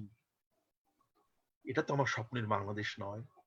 আমার স্বপ্নের বাংলাদেশে প্রত্যেকটা মানুষের স্থায়ী ঠিকানা থাকবে, সে গর্ব ভরে বলবে লেখো এটা হচ্ছে আমার ঠিকানা, আমার ছবি তোলো, আমাকে জাতীয় পরিচয় পত্র দাও। সেটা তো হওয়ার কথা ছিল 50 বছর পর, সেই জায়গাটা তো আমাদের যাওয়ার কথা ছিল। কোথায় আমার স্বপ্নের বাংলাদেশ? আমার বাংলাদেশ, স্বপ্নের বাংলাদেশে কেউ বেকার থাকবে না। আমি লেখাপড়া করেছি, আমি তরুণ, আমি এই তরুণের, আমার এই তারুণ্যের যে শক্তি, আমার তারুণ্যের যে মেধা, আমার তারুণ্যের যে সৃষ্টিশীলতা, এই সবকিছু আমার দেশের জন্য, মানুষের জন্য ব্যয় করতে চাই। আমি শ্রমটি দেশকে দিতে চাই, কিন্তু দেশ, এই রাষ্ট্র কেন আমার শ্রম নেওয়া থেকে বিমুখ থাকবে? রাষ্ট্র কেন সেই ব্যবস্থা করে দেবে না যেখানে যে কোনো, যারা যখনই তুমি উপযুক্ত হয়ে গেছো, তুমি তোমার শ্রমটি দিতে চাইলে রাষ্ট্র তোমার শ্রমটি সঙ্গে সঙ্গে নেবার ব্যবস্থা করবে? কেন এই আর্থ সামাজিক ব্যবস্থা আমরা এখনো গ্রহণ করতে পারলাম না, যেখানে আমাদের বেকারত্ব বলে কিছু থাকবে না? আমার তো স্বপ্নের বাংলাদেশ এমন যেখানে কোনো বৈষম্য থাকবে না। এবং যখন এই বৈষম্যের কথা বলি, তখন আমি সেই বৈষম্যকে প্রধানত আমি ইঙ্গিত করছি, যে বৈষম্যের কারণে এখনো মাতৃভূমি ত্যাগ করে একজন মানুষকে নতুন একটি দেশের সন্ধানে চলে যেতে হয়। না, এটা কখনো আমার স্বাধীন, আমার সোনার বাংলাদেশের পরিচয় হতে পারে না। আমার স্বপ্নের বাংলাদেশে কখনো কোনো নাগরিক তার মাতৃভূমিকে, যে মাটিতে তার জন্ম, সে মাকে পরিত্যাগ করে নতুন একটা সৎমাকে গ্রহণ করবার জন্য আমাকে অন্য দেশে পরপারে চলে মানে পরদেশে আমাকে যেতে হবে, সন্ধান করতে হবে। না, এটা দেশ বাংলাদেশ নয়, এটা আমার স্বপ্নের দেশ নয়, এটা আমার সোনার বাংলা নয়। আমার স্বপ্নে সেই বাংলাদেশ থাকে না। আমার স্বপ্ন আমার স্বপ্নে সেই বাংলাদেশকে আমি দেখতেও চাই না। আমি তো বলি যে আমার স্বপ্নের বাংলাদেশ, তাই বঙ্গবন্ধু যেটা চেয়েছিলেন সেটি হচ্ছে আমার বাংলাদেশ হবে প্রাচ্যের সুইজারল্যান্ড অফ দ্য ইস্ট। এবং অমিত স্যার আমি একটা সম্ভাবনা। কথা বলতে পারি? স্যার হ্যাঁ, একটা প্লিজ একটা কি প্লিজ কথা প্লিজ। বলতে পারি? আচ্ছা, আমার একটা প্রশ্ন ছিল। সেটা হলো তাহলে কি পাকিস্তানিরা যে কাজগুলো করে গেল আমাদের সাথে আমরা কি সেটাই ফলো করছি না এখন? মানে দুঃখের সঙ্গে বলতে হয় যে অনেকাংশেই পাকিস্তানিরা শুধুমাত্র তারা বিজাতীয় ছিল, কিন্তু আমাদের ক্ষমতা এমন ভাবে হয়ে গেছে আমাদের সমাজে, যেখানে আমরা মানে বেশিরভাগ জনগণের সঙ্গে, দরিদ্র জনগণের সঙ্গে আমরা আচরণটা কিন্তু একদমই প্রায় একই রকমের রয়ে গেছে। এখানে মৌলিক কোনো তফাৎ কিন্তু এখন আনতে পারিনি আমরা। স্যার কয়েকদিন আগেই তো শুনলাম বোধহয় যে ল ফ্যাকাল্টির একটা ছেলে বোধহয় ছেলেকে পিটিয়ে মারা হলো। কারণ ওর মাকে বোধহয় অপমান করা হয়েছিল। তো এখানে আসলে কি দরিদ্র-টরিদ্র এই সমস্ত কিছু আসে নাকি মানে ইন জেনারেল আমরা আসলে সবাই ভিকটিম? না, এটা দরিদ্র আছে, অন্য ধর্মের আছে, সংখ্যালঘু সবই আছে, কিন্তু এর সঙ্গে যেটা আরেকটা নতুন উপসর্গ যোগ হয়েছে সেটা হচ্ছে একদমই মানে চরম অসহিষ্ণুতা, চরম অসহিষ্ণুতা এবং আইনকে নিজের হাতে নেবার একটা প্রবণতা। এগুলো হচ্ছে এই যে আবারও যে আমি বলবো যে যেটা মানে অপশাসন, বা আমি বলবো যে গণতান্ত্রিক শাসন যদি না হয়, তখনই এইরকম কিন্তু উপসর্গগুলো দেখা দেয় একটি সমাজে। সেই উপসর্গগুলো আমাদের মধ্যে এখন দেখা দিচ্ছে যে আইনের প্রতি আমাদের শ্রদ্ধা নেই, কেননা আইনের শাসন নেই। সুতরাং আইন আমি নিজের হাতে তুলে নিচ্ছি, এবং আইন নিজের হাতে তুলে নিয়ে আমি তাৎক্ষণিক এটা বিচারের ব্যবস্থা করছি, কেন আমি জানি যে আমার সনাতনী বিচার ব্যবস্থায় গেলে আমি বিচার থেকে বঞ্চিত হব। সুতরাং ইমিডিয়েট একটা জাস্টিস, সেই ইমিডিয়েট জাস্টিসটা এখনই পিটাও, এখনই মেরে ফেলো, ব্যাস, and we get justice, we are happy. এই যে জিনিসগুলো হচ্ছে, এটা কিন্তু this is the result of the malgovernance or maladministration. এটা কিন্তু বাঙালির চরিত্রগত কিন্তু ত্রুটি নয়, কিন্তু এটা এখন বাসা বেঁধেছে because of the malgovernance of the society and of the state. সেই জায়গাগুলোর কথা আমি বলছি আর কি, যে এটা হবার কথা ছিল না আমার স্বপ্নের বাংলাদেশে। তাহলে আমি যে বলছি যে বঙ্গবন্ধুর কথা, যে প্রাচ্যের সুইজারল্যান্ড, অর্থাৎ সেটা যদি বলতে চাই, তার মানে আমার বাংলাদেশটা হচ্ছে একটা স্বর্গরাজ্য। এই স্বর্গরাজ্য কিন্তু আমরা চেয়েছি, এই স্বর্গরাজ্যই কিন্তু চেয়েছে আমার মুক্তিযোদ্ধারা, আমার পূর্বপুরুষেরা, যারা প্রাণ দিয়ে গেছেন স্বাধীনতার জন্য, যারা বাঙালিরকে মাথা উঁচু করে দাঁড় করাতে শিখেছেন। আমার তো এখন মনে আছে যে এমনকি 1975 সালে আমাদের জাতির পিতাকে হত্যার পূর্বে, যখন আমি সবুজ পাসপোর্টে নিয়ে যখন বিদেশে গেছি, ও তুমি বাংলাদেশ থেকে, তুমি বাংলাদেশ থেকে, এই যে বাংলাদেশে আমরা যুদ্ধ করে স্বাধীন হয়েছি, পাকিস্তানি এবং তাদের সহযোগী এই মার্কিন যুক্তরাষ্ট্র, চীন, এদের ভ্রুকুটিকে উপেক্ষা করে আমরা যুদ্ধ করে প্রাণ দিয়ে যে স্বাধীনতা অর্জন করেছি, এবং সেই পাসপোর্ট দেখে আরে কত গর্ব, কি সমাদর। আর এখন শুনি যে এই পাসপোর্টই নাকি হয়ে গেছে করোনার বোমা, এভাবে নাকি আমাদেরকে তুচ্ছ তাচ্ছিল্য করা হচ্ছে।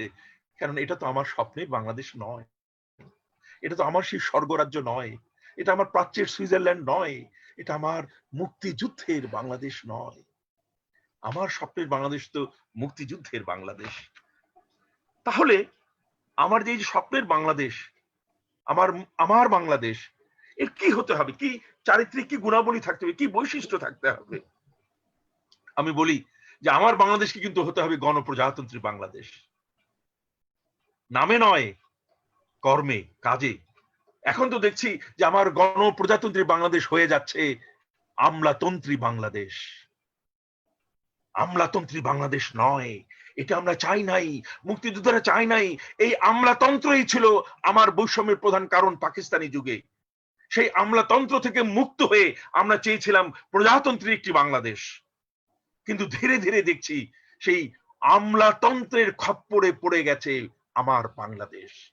এই আমলাতন্ত্র থেকে যদি মুক্ত হতে না পারি, তাহলে কিন্তু আমাদের স্বপ্নের বাংলাদেশ, আমার বাংলাদেশ, আমার জীবদ্দশায় দেখবো কিনা আমি জানি না।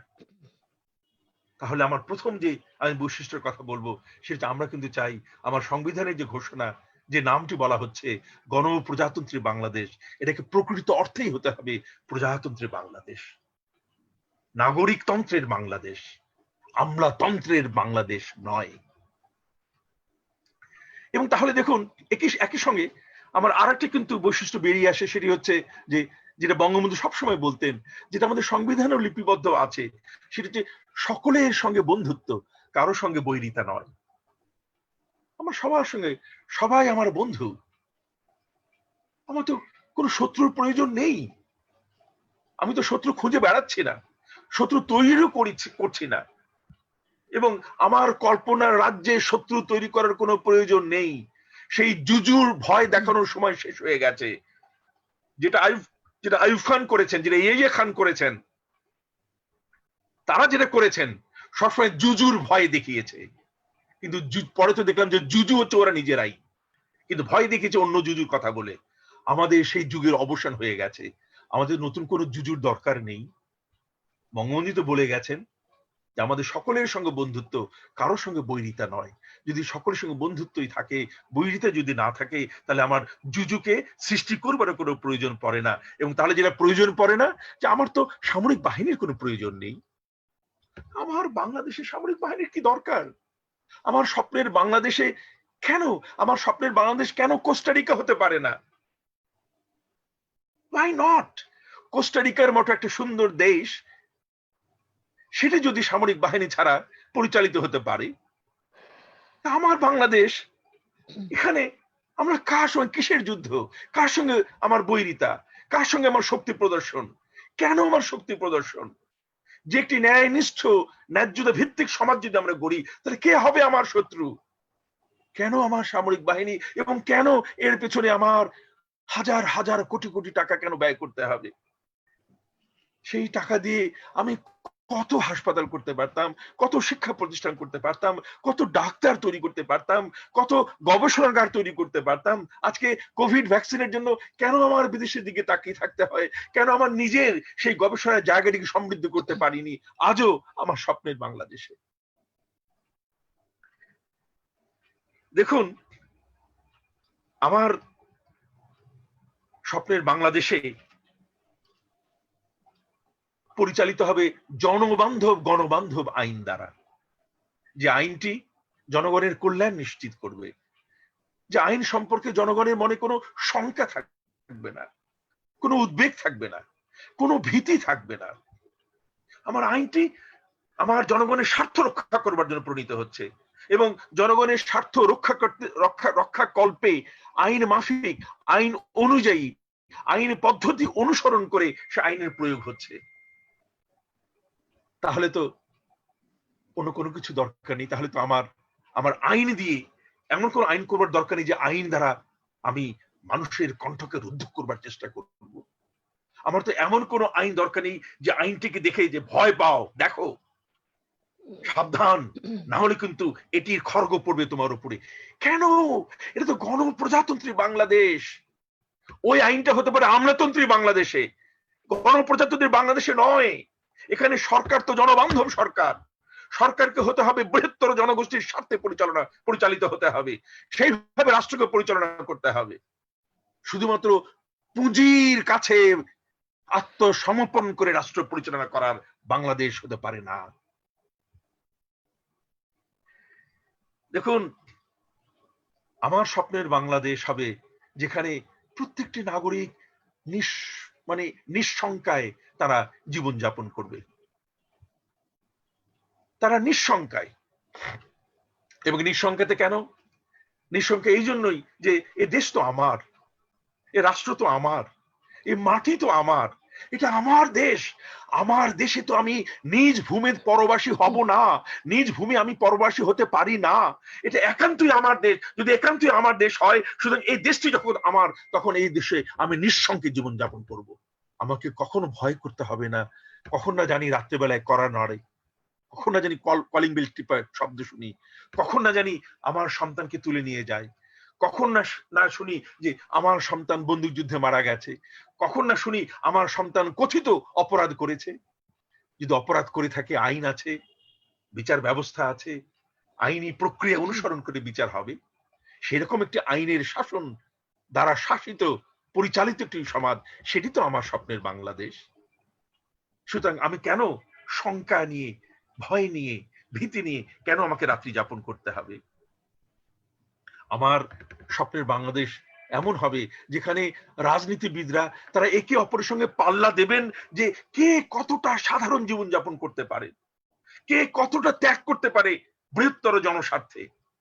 আমার রাজনীতিবিদরা এমন হবেন না যখন আমি বৃহত্তর জনগোষ্ঠীকে করোনার মধ্যে ঠেলে দিয়ে আমি কানাডায় গিয়ে বেগমপাড়ায় আমি আশ্রয় গ্রহণ করব। এটা আমার রাজনীতিবিদ হতে পারে না। এটা আমার স্বপ্নের বাংলাদেশের রাজনীতি নয়। আমার স্বপ্নের বাংলাদেশে ঠিক বঙ্গবন্ধু যে কাজটি সবসময় করেছেন, উনি সকল সময় জনগণের উপরে কোনো কিছু কি আর উনি স্থান দেন নাই। ওনার ঈদ গেছে, পুজো গেছে, জন্মদিন গেছে, বিবাহ বার্ষিকী গেছে, কিন্তু উনি ওই একটা ঘন্টার জন্য তার বিবাহ বার্ষিকী বা ছেলে বা মেয়ের জন্মদিন বা তাদের মুখ দেখবার জন্য ছুটি নিয়ে উনি কিন্তু বাড়িতে যান নাই। উনি সকল সময় থেকেছেন জনগণের বৃহত্তর স্বার্থে অটল। সেটা হচ্ছে বাংলাদেশের রাজনীতি, সেটা হচ্ছে রাজনীতিবিদদের চরিত্র। আজকে মুজিব বর্ষে এসে তার জন্ম শতবর্ষী পালনে যখন করছি, তখন তার জীবন থেকে আমি এতটুকু শিক্ষা নেব না?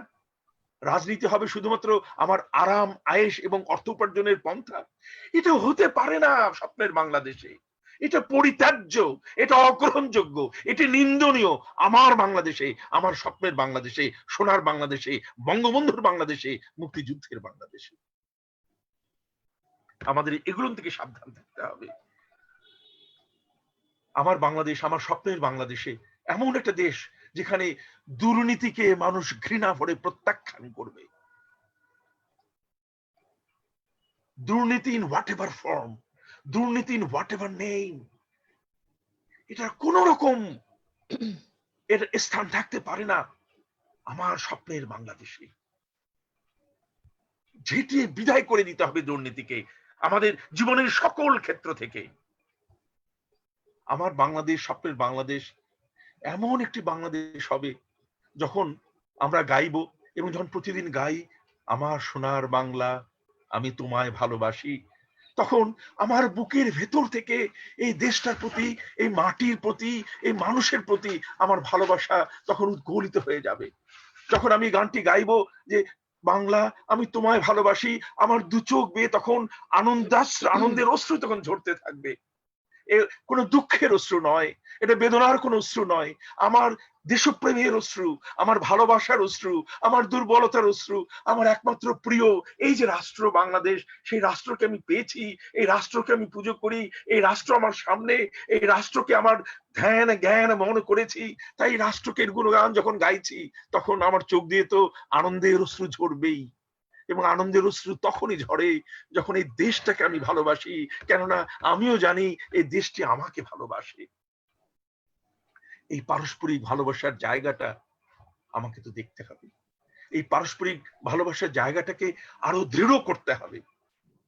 আমি শুধু ভালোবাসবো একতরফা ভাবে, ভালোবাসা কখনোই একতরফা হয় না। ওগুলো সিনেমাতে হতে পারে, বলিউডে, হলিউডে, ঢালিউডে। একতরফা ভালোবাসা, ভালোবাসা সকল সময় দিস ইজ দ্বিপক্ষীয় হতে হবে। আমি যেমন রাষ্ট্রকে ভালোবাসি, রাষ্ট্রকে আমাকে আমার অর্থাৎ নাগরিক হিসেবে আমাকে ভালোবাসতে হবে, এবং রাষ্ট্রকে প্রতি মুহূর্তে সেই ভালোবাসার সাক্ষ্য, সেই ভালোবাসার দৃষ্টান্ত দিতে হবে এবং রাখতে হবে।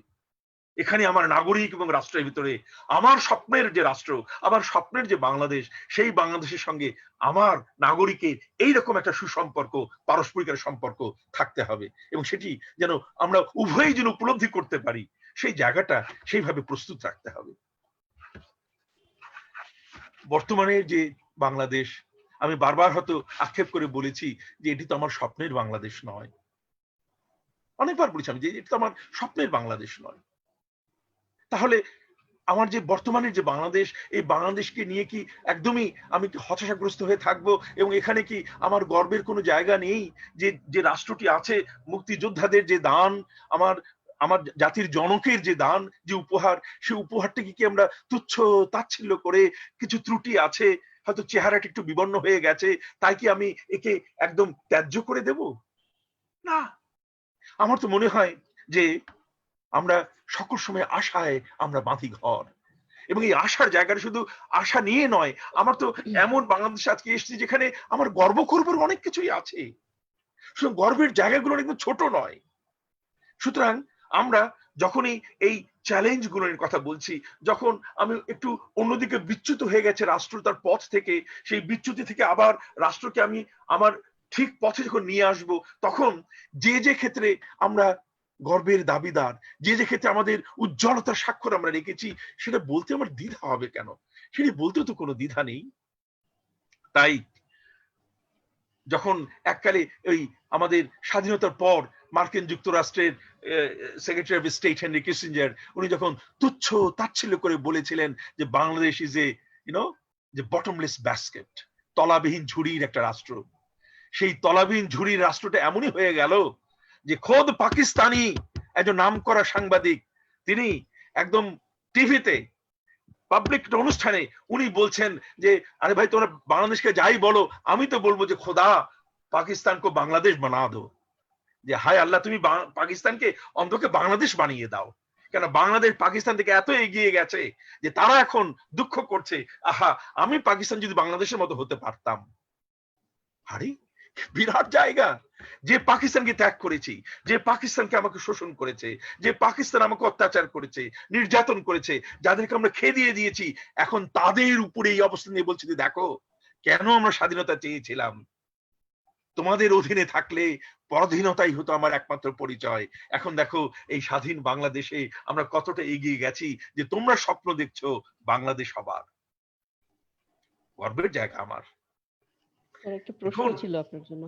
পারুন, প্রশ্নের কি উত্তর এখন দিবেন নাকি পরে আপনি শেষ করলে তারপর দিবেন? একটা আমি প্রশ্ন একটু ছিল। একটু শেষ করে ফেলি আচ্ছা, তারপরে। জি, জি হ্যাঁ, স্যার, জি।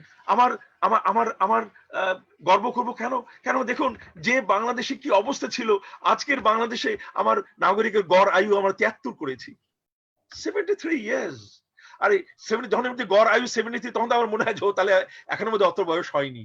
73 তো এখনো আসেনি। শুধু যখন 73 হবে তখন না চিন্তা করবো যে আর কতদিন আছে বা নেই, নাকি আমার সময় শেষ হয়ে গেছে। কিন্তু দেখুন কতটা এগিয়ে গেছি, আমার গর্বের বাংলাদেশ কতটা পথ এগিয়ে গেছে। আরে এমন যখন আমি গেলাম মানে পড়াশোনা করতে স্বাধীনতার পরে, মানে 1975 সালে যখন বাইরে গেলাম, তখন আমার অনেক কাঠখড় পড়বার পর বাংলাদেশ ব্যাংক থেকে আমার পাসপোর্টে এন্ডোর্স করে আমার হাতে দেয়া হলো সবে মাত্র 5 pound, only 5 pounds. Would you believe it? মাত্র 5 পাউন্ড হাতে নিয়ে আমার বিদেশ যাত্রা। কেননা বাংলাদেশ ব্যাংকে তখন কোনো অর্থ ছিল না যেটি এই বিদেশগামী ছাত্রদের তারা দিতে পারতো। We did not have any foreign currency. আর আজকে কি বলে যে আজকে নাকি আমাদের reserve, record reserve foreign currency of more than 38 billion US dollars. আরে সর্বনাশ! আরে চিন্তাও করতে পারছি না যে 5 পাউন্ড নিয়ে দেশে গিয়ে বিদেশি, ওটা পাসপোর্টে এখনো লেখা আছে যে ইউর এন্টার 5 পাউন্ডস, এবং সেই 5 পাউন্ড দেখিয়ে কত দেশের ভিসা পেয়েছিলাম, এমনকি খোদ ইংল্যান্ডেও। এই তোমার কি দেখি, হ্যাঁ 5 পাউন্ড আছে, ঠিক আছে তোমাকে ভিসা দেওয়া হলো, কেন তোমার 5 পাউন্ড আছে সঙ্গে। সেইখান থেকে আজকে আমার মাথা পিছু আয় কত? Almost around 1900 US dollars. 1801 dollar কত বল, মানে প্রায় 1900 ডলারের কাছাকাছি চলে গেছে আমাদের মাথা পিছু আয়। What a tremendous development! আমরা যদি লৈঙ্গিক সমতার কথা বিচার করি, জেন্ডার ইকুইটি, সেই জেন্ডার ইকুইটি বা সমতার দিকে বাংলাদেশ পৃথিবীতে 1 নম্বরে এখন। And that is what is UN recognized. এটা আমাদের নিজেদের কথা নয়, এটা জাতিসংঘ বলে দিচ্ছে আমাদেরকে। আমাদের মাথা কেন উঁচু হবে না? আমরা কেন গর্ব করব না? আমরা তো গর্ব করব, কেননা তুমি বিশ্ব ব্যাংক আমার সঙ্গে প্রতারণা করতে পারো, তুমি বিশ্ব ব্যাংক আমার সঙ্গে তুমি তুচ্ছ তাচ্ছিল্য করতে পারো, তুমি বিশ্ব ব্যাংক আমার বিরুদ্ধে মিথ্যার আশ্রয় নিতে পারো, কিন্তু আমি দেখিয়ে দিয়েছি, আমার প্রধানমন্ত্রী দেখিয়ে দিয়েছেন যে আমরা নিজ অর্থায়নেও পদ্মা সেতুর মতো সেতু করবার সাহস এবং সেই সামর্থ্য রাখে বাংলাদেশ। আর এই মুহূর্তে কিরকম বড় হয়ে গেল, কত উঁচু হয়ে গেল আমার মাথা, গর্বে বুকটা যেন বেড়ে গেল। আমাদের গর্বে কত কিছু আছে। আজকের বাংলাদেশে আমি তো গর্ব করি আমাদের নারীদেরকে নিয়ে। আমাদের নারীরা তো আর অন্দরমহলের বাসিন্দা নয়। I wish Begum Rokeya was here today. উনি দেখতেন যে এই বাঙালি নারী আর সেই শুধুমাত্র ঘোমটা পরা, মুখে আঁচল দেয়া নারী ঘরের অভ্যন্তরে অন্দরমহলে এবং শুধুমাত্র রান্নাঘরে তো জীবনটা কাটিয়ে দিচ্ছে না, আজকে বাংলাদেশের নারী এভারেস্ট জয় করে। আজকে বাংলাদেশের নারী পৃথিবীর 7টি বড় বড় যে পর্বত শৃঙ্গ সেগুলো জয় করবার সামর্থ্য রাখে। আজকের বাঙালি নারী এই পর্বত শৃঙ্গের উপরে দাঁড়িয়ে বাংলাদেশের লাল সবুজ পতাকা উড়াতে পারে। কোথায় রাখবো এই আনন্দের কথা? এই আনন্দে গর্বে আবার তো বুকটা ভরে যায়। পৃথিবীর আর একটা দেশ নেই, টেক ইট ফ্রম মি, পৃথিবীর আর কোনো দ্বিতীয় উদাহরণ নেই যে দেশে একই দিনে 38 কোটি পাঠ্যপুস্তক বিনামূল্যে শিক্ষার্থীদের মধ্যে বিতরণ করা হয়। I cannot imagine, এটা আমার স্বপ্ন। মাঝে মাঝে মনে হয় যে এটি কি স্বপ্ন দেখছি নাকি। 38 কোটি পাঠ্যপুস্তক বিনা পয়সায় রাষ্ট্র আমার ছেলে মেয়েদের হাতে তুলে দিচ্ছে যে তোমরা গিয়ে পড়াশোনা করো। কি wonderful, what an example, unparalleled in the history of human beings, unparalleled in the contemporary world. সেটা করে দেখিয়েছে এবং সেটা করে প্রতি বছর Bangladesh. What a wonderful thing to be proud of. আমার বাংলাদেশ এখন বলছে, এবং এটি আবার জাতিসংঘ থেকেই বলছে যে প্রত্যন্ত অঞ্চলেও প্রত্যেকটি কিলোমিটার রয়েছে এখন পিচ ঢালা পথ। এই এতদিনে এসে আমি বুঝতে পারছি, আমার তখন আবারও গাইতে ইচ্ছে করে, পিচ ঢালা এই পথটারেই ভালোবেসেছি, তার সাথে এই মনটারেই বেঁধে নিয়েছি। সেই পিচ ঢালা পথ আজকে সারা বাংলাদেশে এই পিচ ঢালা পথ।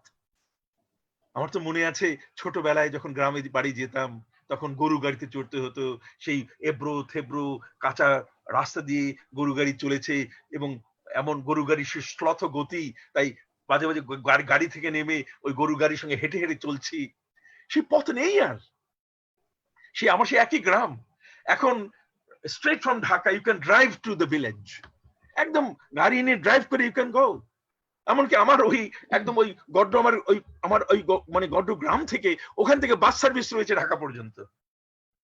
What a connectivity, what a tremendous development of infrastructure, অতুলনীয়, অভাবনীয়, অকল্পনীয়। তো এগুলো তো আমার এই দেশেই হয়েছে। আমার বাংলাদেশে গর্ব করি, কেননা আমার দেশ যখন পৃথিবীর প্রত্যেকটি রাষ্ট্র বড় বড় কথা বলে কিন্তু তাদের দরজা বন্ধ করে দিয়েছে, তখন দরিদ্র বাংলাদেশ রোহিঙ্গাদের জন্য তার সকল দুয়ার খুলে বলেছে, এসো এসো হে আমার ঘরে এসো। আমরা সাদর অভ্যর্থনা জানিয়েছি, মানবিকতার প্রতি আমরা শুধুমাত্র আত্মসমর্পণ করেছি। আমরা রোহিঙ্গাদের ডেকে নিয়েছি যে এসো আমার বুকে আসো, আমরা দরিদ্র, আমরা তোমাকে পোলাও কর্মা খাওয়াতে পারবো না, কিন্তু যতটুকু ভাত জোটে আমার ভাগ্যে তার একটুখানি ভাগ আমি তোমাকেও দিতে রাজি আছি, তুমি এসো আমার ঘরে, তুমি আশ্রয় গ্রহণ করো। এবং যখন জাতিসংঘের সাধারণ পরিষদের মানে সেই সম্মেলনে গিয়ে অধিবেশনে গিয়ে যখন মাননীয় প্রধানমন্ত্রীকে জিজ্ঞেস করা হয় যে আপনার সঙ্গে তো প্রেসিডেন্ট ট্রাম্পের দেখা হলো, কিছু জিজ্ঞেস করলে না যে রোহিঙ্গাদের ব্যাপারে কি, আরে কি বলবো, ও কি বলবে, আবার কি উত্তর দেবে, আমি তো জানি যে কি উত্তর দিতে পারেন, আমার যা কাজ সেটা আমার কাজ আমি করেছি। তখন মনে হয় যে বাঙালি হিসেবে, বাংলাদেশের নাগরিক হিসেবে মনে হয় যে আমি এই 5 ফুট 5 ইঞ্চির একজন মানুষ হঠাৎ করেই কেন যেন 6 ফুট হয়ে গেল আমার উচ্চতা।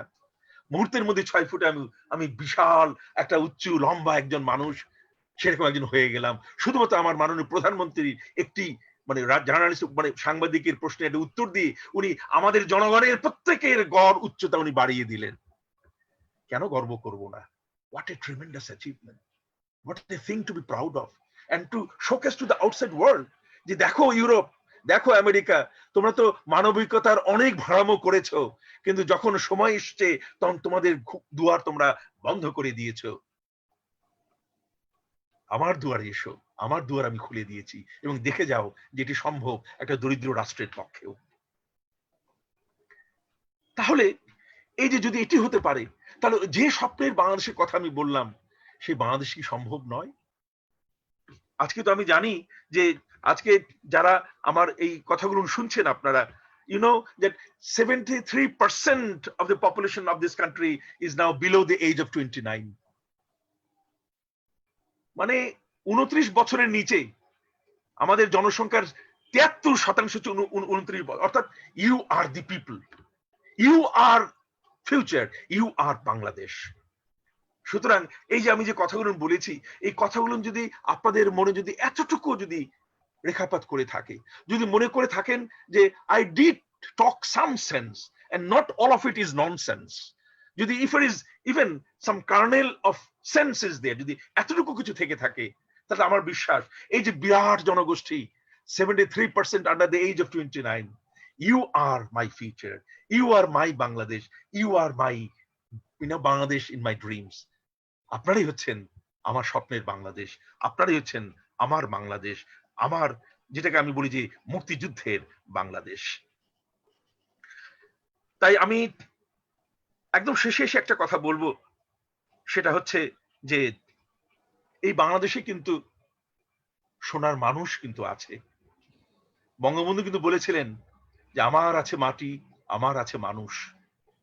উনি অনেক সময় আক্ষেপ করেছেন যে আমার চারদিকে চোর, চারদিকে চোর, চারদিকে চোর, লুটেরা। উনি আক্ষেপ করেছেন, যে আক্ষেপটা হয়তো এখনো আমাদের মাননীয় প্রধানমন্ত্রীকে করতে হয়। কিন্তু এত সত্ত্বেও কিন্তু আমরা জানি যে এই দেশের মানুষের ভেতরেই কিন্তু সোনার মানুষ আছে, যারা তার সারাটা জীবন দিয়ে গেছেন শুধুমাত্র এই দেশের কল্যাণে, জনগণের কল্যাণে কাজ করে যাচ্ছেন, হয়তো নিভৃতে, নীরবে, লোকচক্ষুর আড়ালে, কিন্তু তাদের যে ভালোবাসা, সেই ভালোবাসা কিন্তু একটুকু কমতি নেই। এই সোনার মানুষগুলোকে খুঁজে বের করতে হবে, এই সোনার মানুষগুলোকে দায়িত্ব দিতে হবে, এই সোনার মানুষগুলোকে দিয়ে আমার স্বপ্নের স্বর্গরাজ্য প্রতিষ্ঠিত করতে হবে। এখন তো ওই কবিদের ভাষায় বলে কবি বলেছেন যে নষ্টদের দখলে চলে গেছে সব। এই যে নষ্টদের দখলে চলে গেছে, এই নষ্টদেরকে বিতাড়িত করতে হবে। সেই নষ্টদেরকে বিতাড়িত করে সেই জায়গায় আমার সোনার মানুষগুলোকে দায়িত্ব দিতে হবে।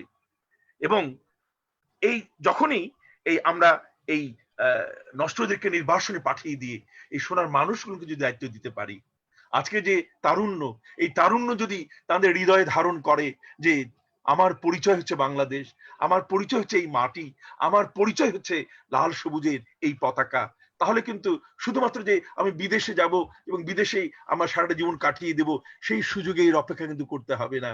বরঞ্চ আমরা এই দেশটাই আমরা বানিয়ে ফেলবো আমাদের স্বর্গরাজ্য, আমাদের প্রাচ্যের সুইজারল্যান্ড, এবং যে দেশটি হবে আমার বাংলাদেশ, আমার স্বপ্নের বাংলাদেশ, আমার প্রিয় বাংলাদেশ। যখন আমি সত্যিকার অর্থেই পূর্ণাঙ্গ অর্থে গাইব, আমার সোনার বাংলা, আমি তোমায় ভালোবাসি। আপনাদের সকলকে অনেক অনেক ধন্যবাদ এতক্ষণ ধরে প্রশ্ন ছিল, আমার কথাগুলো শুনবার জন্য। স্যার থ্যাংক ইউ আপনাকে। প্রশ্ন ছিল ডক্টর প্রফেসর মাসুম বিল্লাহ, উনি একটু জানতে চাচ্ছেন যে প্রফেসর মাধব মেননের সঙ্গে আপনার মেমোরিটা যদি একটু শেয়ার করেন, মিটিং। ও আচ্ছা, প্রফেসর মাধব মেনন উনি ভারতের পদ্মভূষণ প্রাপ্ত একজন আইনের অধ্যাপক ছিলেন, এবং মাধব মেননের নাম আমার মনে হয় যে আমাদের উপমহাদেশের আইনের ছাত্রছাত্রীরা অবশ্যই এই নামটির সঙ্গে পরিচিত।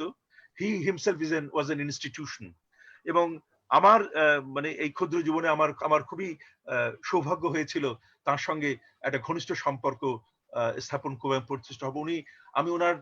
আমি বিশ্বাস করি যে খুবই স্নেহভাজন ছিলাম, উনি আমাকে খুবই স্নেহ করতেন, এবং সেই সুবাদে ওনাকে কাছ থেকে দেওয়ার সুযোগ হয়েছিল। এই মানুষটি এই সারাটা জীবন আইনের অধ্যাপনা করে গেছেন, অনেক এক্সপেরিমেন্ট করে গেছেন, কিন্তু আমি শুধু ওনার স্মৃতিচারণ করে একটু মাত্র কথা বলি। দেখুন, যখন উনি মারা যাচ্ছেন, যেদিন সকালে মারা গেলেন, সেই উনি মারা গেছেন হাসপাতালে 2018 সালে মে মাসে। উনি যখন হাসপাতালে মারা গেছেন, যখন তার আগে রাত্রিতে উনি একটু মানে তাড়াতাড়ি একটু রাত 10টার দিকে উনি রাত্রির খাবারটা সেরে উনি ঘুমিয়ে পড়লেন, আলোবাতি নিবে ঘুমিয়ে পড়েছে। কিন্তু রাত 12টার দিকে উনি আবার ঘুম থেকে উঠলেন, উঠে আলো জ্বালিয়ে উনি পড়ার টেবিলে বসে উনি একটা কাগজ নিয়ে একটা চিঠি লিখলেন, একটা খামের ভিতরে লিখলেন, এবং খামের উপরে একটা অ্যাড্রেস লিখলেন। পরের দিন সকালে ওনাকে হাসপাতালে নিয়ে যাওয়া হলো, এবং সেই হাসপাতাল থেকে উনি আর কিন্তু ফিরে আসলেন না, ওখানেই উনি তার মৃত্যু হলো। পরে ওনার স্ত্রী ওই মানে ওই আপনার ওই পড়ার টেবিলটা গুছাতে গিয়ে দেখেন যে একটা খামে লেখা the principal Kerala law academy, তার নামে একটা চিঠি লিখে গেছেন। সুতরাং ওনার স্ত্রী তখন এই চিঠিটি এই কেরালা ল একাডেমির প্রিন্সিপালকে দিলেন, এবং প্রিন্সিপালের ওনার একদম ফ্রম দ্য হর্সেস মাউথ আমি প্রিন্সিপাল আমাকে বলছেন, এবং আমরা একটা অনুষ্ঠানে উনি সকলকে বলছেন তার বক্তৃতায়, প্রিন্সিপাল যখন এই চিঠিটা খুললেন সেই চিঠির মধ্যে লেখা আছে, ওনার নাম হচ্ছে সাম নায়ার। তো বলছে নায়ার, এই লিগ্যাল এডুকেশন বা এই আমাদের আইন শিক্ষার কি মূল্য থাকতে পারে যদি আমরা আমাদের আইন শিক্ষা যদি দরিদ্র মানুষের ন্যায় বিচারের অভিগম্যতা নিশ্চিত করতে না পারে। What is legal education if it cannot ensure access of the poor to justice? These were the last words of Professor Madhav Menon. ওনার সারাটা জীবন, উনি আইনের যে অধ্যাপক ছিলেন, সারাটা জীবন উনি অধ্যাপনায় নানা ধরনের পরীক্ষা নিরীক্ষা চালিয়েছিলেন। কিন্তু মূল উদ্দেশ্য ছিল যে কিভাবে আইন শিক্ষাটা মাধ্যমে এমন কিছু আইনজীবী করা যায়, শিক্ষাটাকে এমনভাবে পরিচালিত করা যায় যেটি দরিদ্র বান্ধব আইন একটা পেশা হবে, দরিদ্র বান্ধব আইন প্রণয়ন করা হবে, এবং দরিদ্র বান্ধব একটি সমাজ প্রতিষ্ঠা হবে যেখানে কোনো মানুষই তার দারিদ্রতার কারণে ন্যায় বিচার থেকে কখনোই বঞ্চিত হবে না। এইরকম একটি মানুষ ছিলেন প্রফেসর মাধব মেনন। স্যার, আমার একটা প্রশ্ন ছিল, এখন যারা মুক্তিযোদ্ধারা বেঁচে আছেন তাদের জন্য আমরা আসলে কি করতে পারি? আর আরেকটা এটার সঙ্গে একটা রিলেটেড প্রশ্ন আসে, রেলিভেন্ট, সেটা হলো যে প্রকৃত মুক্তিযোদ্ধা আসলে কারা? আমরা বুঝবো কেমন করে যে কে প্রকৃত মুক্তিযোদ্ধা? কারণ এখন তো আবার সার্টিফিকেট টিকেট বেশ কিনতেও বোধহয় পাওয়া যায়। আমি প্রথমে বলছি যে আমরা মুক্তিযোদ্ধাদের কিভাবে আমরা তাদেরকে মূল্যায়িত করব যারা এখনো বেঁচে আছেন। দেখুন, এবং যারা যারা খুব খারাপ অবস্থায় আছে তাদের পাশে আমরা কিভাবে দাঁড়াতে পারি, এটা নিয়ে আপনার আসলে কি আমি তো বললাম যে আমার দেখুন এখানে এই যে প্রশ্নটা আপনি করলেন, এই প্রশ্নের মাধ্যমে কিন্তু আমরা বুঝতে পারছি যে আমার বাংলাদেশ থেকে আমরা কত দূর অবস্থান করছি। কারণ আমার স্বপ্নের বাংলাদেশ যদি আজকে হতো তাহলে কিন্তু আজকে এই প্রশ্নটা কিন্তু অবান্তর হয়ে দাঁড়াতো। কেননা কিন্তু তারপরেও তো স্যার দেশ ছাড়তে পারছি না, সেই সুদিনের আশায় কিন্তু দেশ ছাড়তে পারছি না। সেই কানাডায় ইমিগ্রেশন হয়ে যায়, তারপরেও কিন্তু মনে হয় আমি দেশের মাটি ছেড়ে যাব না। এটা মানে সেই আশার জায়গাটা আছে এখনো।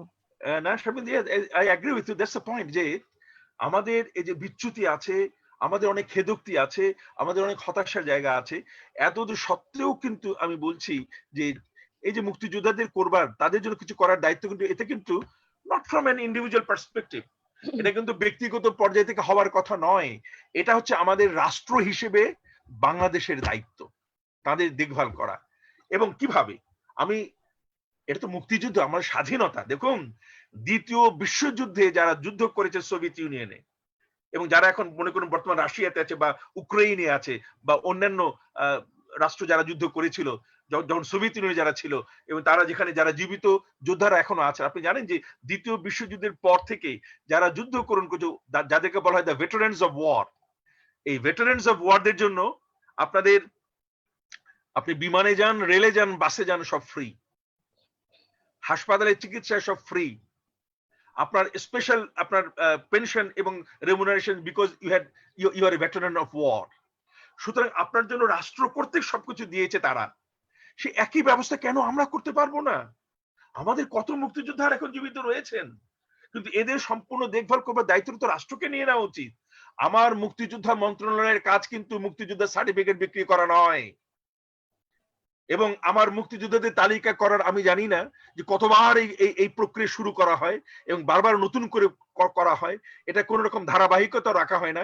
এগুলো কিন্তু খুবই দুঃখজনক। কিন্তু আমার যেটি মনে হয় যেটি সেটা হচ্ছে যে আমাদের যেটা দরকার ছিল সেটা হচ্ছে রাজাকারদের তালিকা করা। আমার মতে হ্যাঁ, মুক্তিযুদ্ধে কিন্তু আমাদের সবাই ছিলেন, যারা মুক্তিযুদ্ধের বিরোধিতা করেছেন তারা ছাড়া কিন্তু অন্য সবাই মুক্তিযোদ্ধা। আমার মা, যিনি গৃহহীনী, যিনি অস্ত্র হাতে যুদ্ধ করেননি, যিনি ভারতে চলে যাননি, যিনি বাসাবন্দী ছিলেন, কিন্তু বাসার ভিতরে থেকে যিনি তার সন্তানদের মাঝে এই পাকিস্তানিদের বিরুদ্ধে যে তার একটা বিষোদ্গার, পাকিস্তানি নির্যাতনের বিরুদ্ধে যে ঘৃণাটা উদ্রেক করেছেন, এবং সেটি যে আমাদের সেভাবে আমাদের মন মানসিকতা যে উনি করতে পেরেছিলেন, আমি তো তাকেও বলবো যে তিনিও একজন মুক্তিযোদ্ধা। মুক্তিযুদ্ধে ছিল অবশ্যই। সবাই। তবে যারা সশস্ত্র যুদ্ধে অংশগ্রহণ করেছেন, অবশ্যই তারা অন্যদের চাইতে হয়তো অনেক বেশি তারা রিস্ক নিয়েছেন। তারা নিজের জীবন উৎসর্গ করার জন্য প্রস্তুত ছিলেন। সুতরাং তাদেরকে আমাদের এগিয়ে গিয়ে তাদেরকে সম্মান জানানো, সেটা হচ্ছে রাষ্ট্র হিসেবে আমাদের প্রত্যেকের কর্তব্য। তাই এই দায়িত্ব কিন্তু রাষ্ট্রকে নিতে হবে। এই দায়িত্ব আমার মনে হয় সরকার, মুক্তিযুদ্ধ মন্ত্রণালয় তাদেরকে এগিয়ে আসতে হবে এই দায়িত্বটি পালন করবার জন্য। স্যার এই ব্যাপারে আমার একটু বিটার এক্সপেরিয়েন্স, আজকে আমি এটা শেয়ার করব না। মুক্তিযোদ্ধার মেয়ে হিসেবে এক্সপেরিয়েন্স খুব খারাপ, আজকে আর এটা শেয়ার না করি। আমি একটু আর কোনো প্রশ্ন আছে কিনা পাপ্পু, আর কোনো প্রশ্ন আছে কিনা আপনি যদি, কিন্তু স্যার আমার কথা হলো আমরা যদি জানতেই পারি যে একজন মুক্তিযোদ্ধা, আসল মুক্তিযোদ্ধা, আহ, উনি খুব আর্থিক কষ্টে আছেন, ওনার ডিগনিটিটাকে আমরা আসলে ঠিক সেইভাবে মানে আঘাত না করে আমরা কিভাবে তার পাশে দাঁড়াতে পারি, মানে গিয়ে কতগুলো টাকা দিয়ে আসা, না এটা দেখুন, আমার কাছে খুব না খারাপ না না, লাগবে কিন্তু। আমি কিন্তু বলছি, না না, আমি আমি আমি কিন্তু বলছি যে আমরা কিন্তু মুক্তিযোদ্ধাদের যদি মনে করেন যদি আর্থিক যে ইয়েটা মনে করেন যদি আমরা যদি একটা আর্থিক আহ, এমন একটা সাহায্য করবা বা এমন একটা পেনশনের ব্যবস্থা করা যেটি তার প্রাপ্যতা হবে রাষ্ট্র কর্তৃক দেয়া হবে, কোনো ব্যক্তিগত ইয়ে নয়। কেননা আমরা রাষ্ট্র হিসেবে পুরো রাষ্ট্র যে তাদের প্রতি কৃতজ্ঞ, আমাদের কৃতজ্ঞতার স্মারক হিসেবে আমরা তাদেরকে সম্মান করছি এবং তাদেরকে আমরা এই যে সাহায্য করছি এইটি করবার মাধ্যমে কিন্তু আমরা নিজেদেরকে সম্মানিত করছি। সুতরাং এখানে মনে করবার কোনো কারণ নেই যে তাদেরকে যে আমরা তাদেরকে করুণা করা হচ্ছে।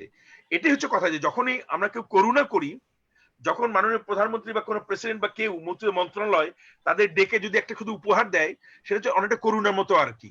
কিন্তু যখন আমরা আইন করব, যে রাষ্ট্র এবং আইনটা মানে কি যে আমরা সকল জনগণ বলছি যে আমরা আমাদের মুক্তিযুদ্ধের জন্য এই সকল সুযোগ সুবিধা চাই, কেননা তারা তাদের জীবনটা বাজি রেখেছিলেন আমাদের স্বাধীনতার জন্য, আমাদের আজকের জন্যই তারা তাদের বর্তমানকে কিন্তু তারা উৎসর্গ করতে প্রস্তুত ছিলেন। সেই হেতু এবং যারা উৎসর্গ করেছেন তাদের পরিবারকে দেখভাল করা, রক্ষা করা, সেটার একটা দায়িত্ব কিন্তু আমাদের রয়েছে এবং সেই দায়িত্ব পালন করবার জন্য যে যে ব্যবস্থা করা দরকার সেটা আইন অনুযায়ী কিন্তু সেই ব্যবস্থাগুলো করা দরকার।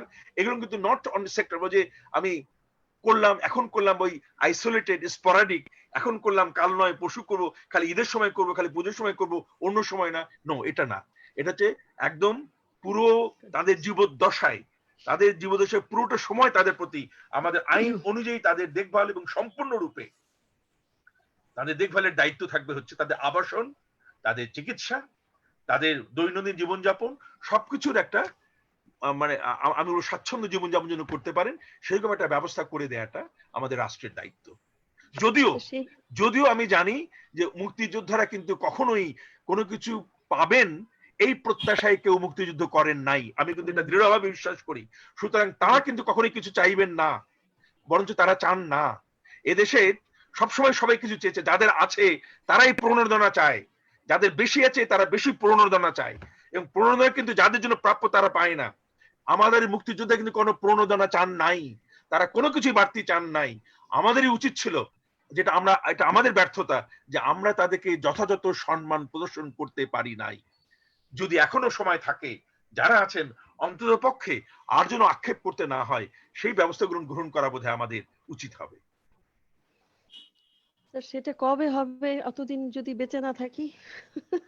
এখন নিজেদের তো কিছু, ওর তো নিজেদের সবসময় তো হতে পারে। কিছু দায়িত্ব এখন থাকে এখন নিজেদের। এখন এটা হচ্ছে যে এই কথাগুলো আমাদের নাগরিক সমাজ থেকে আমাদেরকে কথাগুলো বলতে হবে। আমরা তো আর এগুলো সিদ্ধান্ত গ্রহণের প্রক্রিয়া আমরা নেই এবং সিদ্ধান্ত আমাদের দ্বারা গৃহীত হয় না, কিন্তু সিদ্ধান্ত যারা গ্রহণ করেন তাদের কাছে কথাগুলো, বার্তাগুলো পৌঁছতে হবে। তাই আমরা যত বেশি কথাগুলো বলবো তত বেশি একটা সামাজিক চাপ অনুভূত হবে এবং তাহলে আমরা বিশ্বাস যে নিশ্চয়ই এগুলো সরকারের কানে পৌঁছবে এবং তাহলে হয়তো ইতিবাচক কোনো কিছু হবার একটা সম্ভাবনা থাকে। কিন্তু আমরা যদি শুধুমাত্র নীরবে নিভৃতে শুধুমাত্র আমার পারিবারিক গণ্ডিতেই কথাগুলো বলি এবং আমরা যদি গণমাধ্যমের বা এই সোশ্যাল মিডিয়াতে কথা আলোচনাগুলো না করি তাহলে কিন্তু এটা কখনো হবে না। তাই এই কথাগুলো যে আপনি যে প্রশ্ন করেছেন এটার জন্য আপনাকে ধন্যবাদ, যে আসলে এই প্রশ্নগুলো আসা উচিত এবং এগুলো নিয়ে আমাদের আলাপ আলোচনা করে আমাদের মতামতগুলো জানানো দরকার। স্যার 50 বছরও যদি সরকারের কান পর্যন্ত না পৌঁছায়, আমরা কি এখন আর পৌঁছাতে পারবো? এটা কি কানে পৌঁছানোর মতো কোনো কথা? এটা তো নিজের ইসের থেকেই আসা দরকার। মানে সরকারি যে পলিসি গুলো সেটার মধ্যেই হ্যাঁ, তো আসলে সেটা থাকা মানে আমি দরকার। তো বললাম যে আমাদের ওই যে মানে বিচ্যুতি তারাই ঘটে তো গেছে। প্রায়োরিটি। মুক্তিযোদ্ধারাই তো আসলে সুবিধার ক্ষেত্রে তাদের প্রায়োরিটিটাই তো থাকা উচিত আমার মনে হয়। টিভিতে যখন দেখি যে অসুস্থ অবস্থায় মারা গেলেন, মারা যাওয়ার পরে জানতে পারি যে কত খারাপ অবস্থায় ছিলেন একজন মুক্তিযোদ্ধা। বা কেউ হয়তো সাহায্যের হাত বাড়ালো, এটা দেখতে মনে হয় যে ওই ১ কেজি আলু আর ১০ মণ দয়ালু ১০ জন দয়ালু এই ধরনের একটা কিছু আরকি। তো এগুলো দেখলে না আরো বেশি হ্যাঁ, ফ্রাস্ট্রেটেড অ্যাবসলিউটলি না, হয়ে যাই আরকি। এইটা হওয়া উচিত নয়।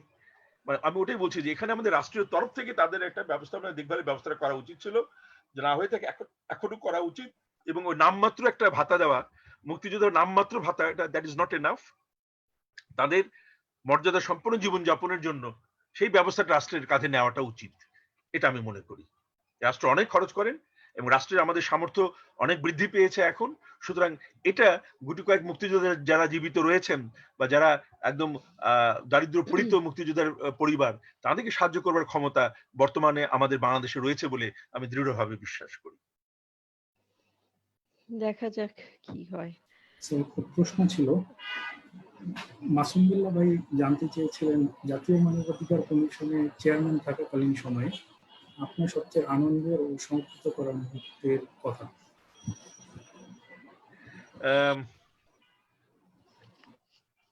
দেখুন মানে আমি হয়তো এই প্রশ্নের উত্তরটা হয়তো এভাবে দেব, কারণ এটা ওটা ওটা ওটা ওটা মানে that itself demands a separate lecture. এটা অনেক বড় একটা ব্যাপার। তবে যদি নির্দিষ্টভাবে যদি যিনি প্রশ্ন করেছেন জনাব মাসুম বিল, উনি জানতে চেয়েছেন, যে আমি বলবো যে আমার বোধহয় সবচেয়ে আনন্দের মুহূর্ত হচ্ছে, বা আমি বলবো এটা তৃপ্তির মুহূর্ত ছিল, যখন আমি স্বরাষ্ট্র মন্ত্রণালয়কে বাধ্য করতে পেরেছিলাম যে লিমনের বিরুদ্ধে যে মিথ্যা মামলাগুলো করা হয়েছিল র্যাব কর্তৃক, সেই মামলাগুলো যে প্রত্যাহার করে নেওয়া হলো, সেই মুহূর্তটা ছিল আমার বোধহয় অন্যতম প্রাপ্তির একটা লগ্ন, একটা মুহূর্ত, যখন আমি মনে করেছি যে জাতীয় মানবাধিকার কমিশনের চেয়ারম্যান হিসেবে আমি অন্ততপক্ষে ট্যাঞ্জিবল, একদম দেখা যায়, অনুভব করা যায় সেরকম একটা কিছু করতে সক্ষম হয়েছি। আর যদি বলছি সবচেয়ে দুঃখের বা ব্যর্থতার যদি মুহূর্তের কথা বলি, সেটি হচ্ছে আমি সকল সময় চেয়েছিলাম যে জাতীয় মানবাধিকার কমিশন যেন আমলাতন্ত্র থেকে মুক্ত থাকতে পারে, কিন্তু পরবর্তীতে দেখেছি যে এটা আরো বেশি আমলাতান্ত্রিক হয়ে গেছে। এবং এই গত কয়েকদিন আগে, এই জুন মাসে মাননীয় হাইকোর্ট থেকে যে একটা সিদ্ধান্ত দেওয়া হয়েছে, যেখানে জাতীয় মানবাধিকার কমিশন সম্পর্কে অনেক বক্তব্য আছে, সেখানে এটিও বলা হয়েছে যে জাতীয় মানবাধিকার commission has become retirement club of bureaucrats. এই কথাটি বলা হচ্ছে যে রিটায়ারমেন্ট ক্লাব অফ ব্যুরোক্র্যাটস। এটাই আমি দেখতে চাইনি। এটাই যদি হয়ে থাকে, এটা হচ্ছে আমার সবচেয়ে দুঃখের জায়গা, আমার অতৃপ্তির জায়গা।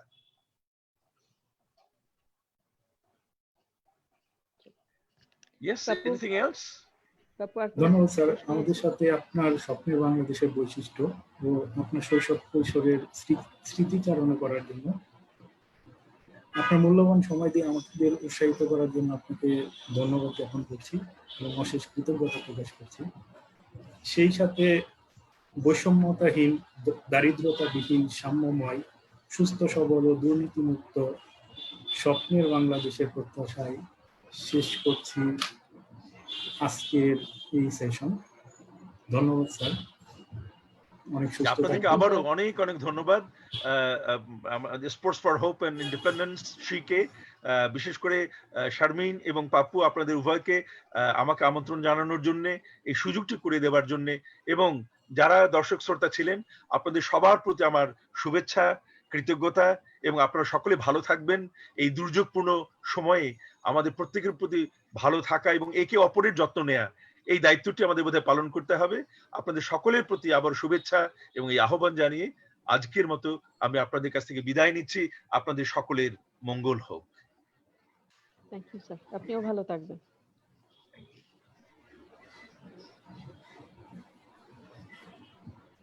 So I can leave now, right?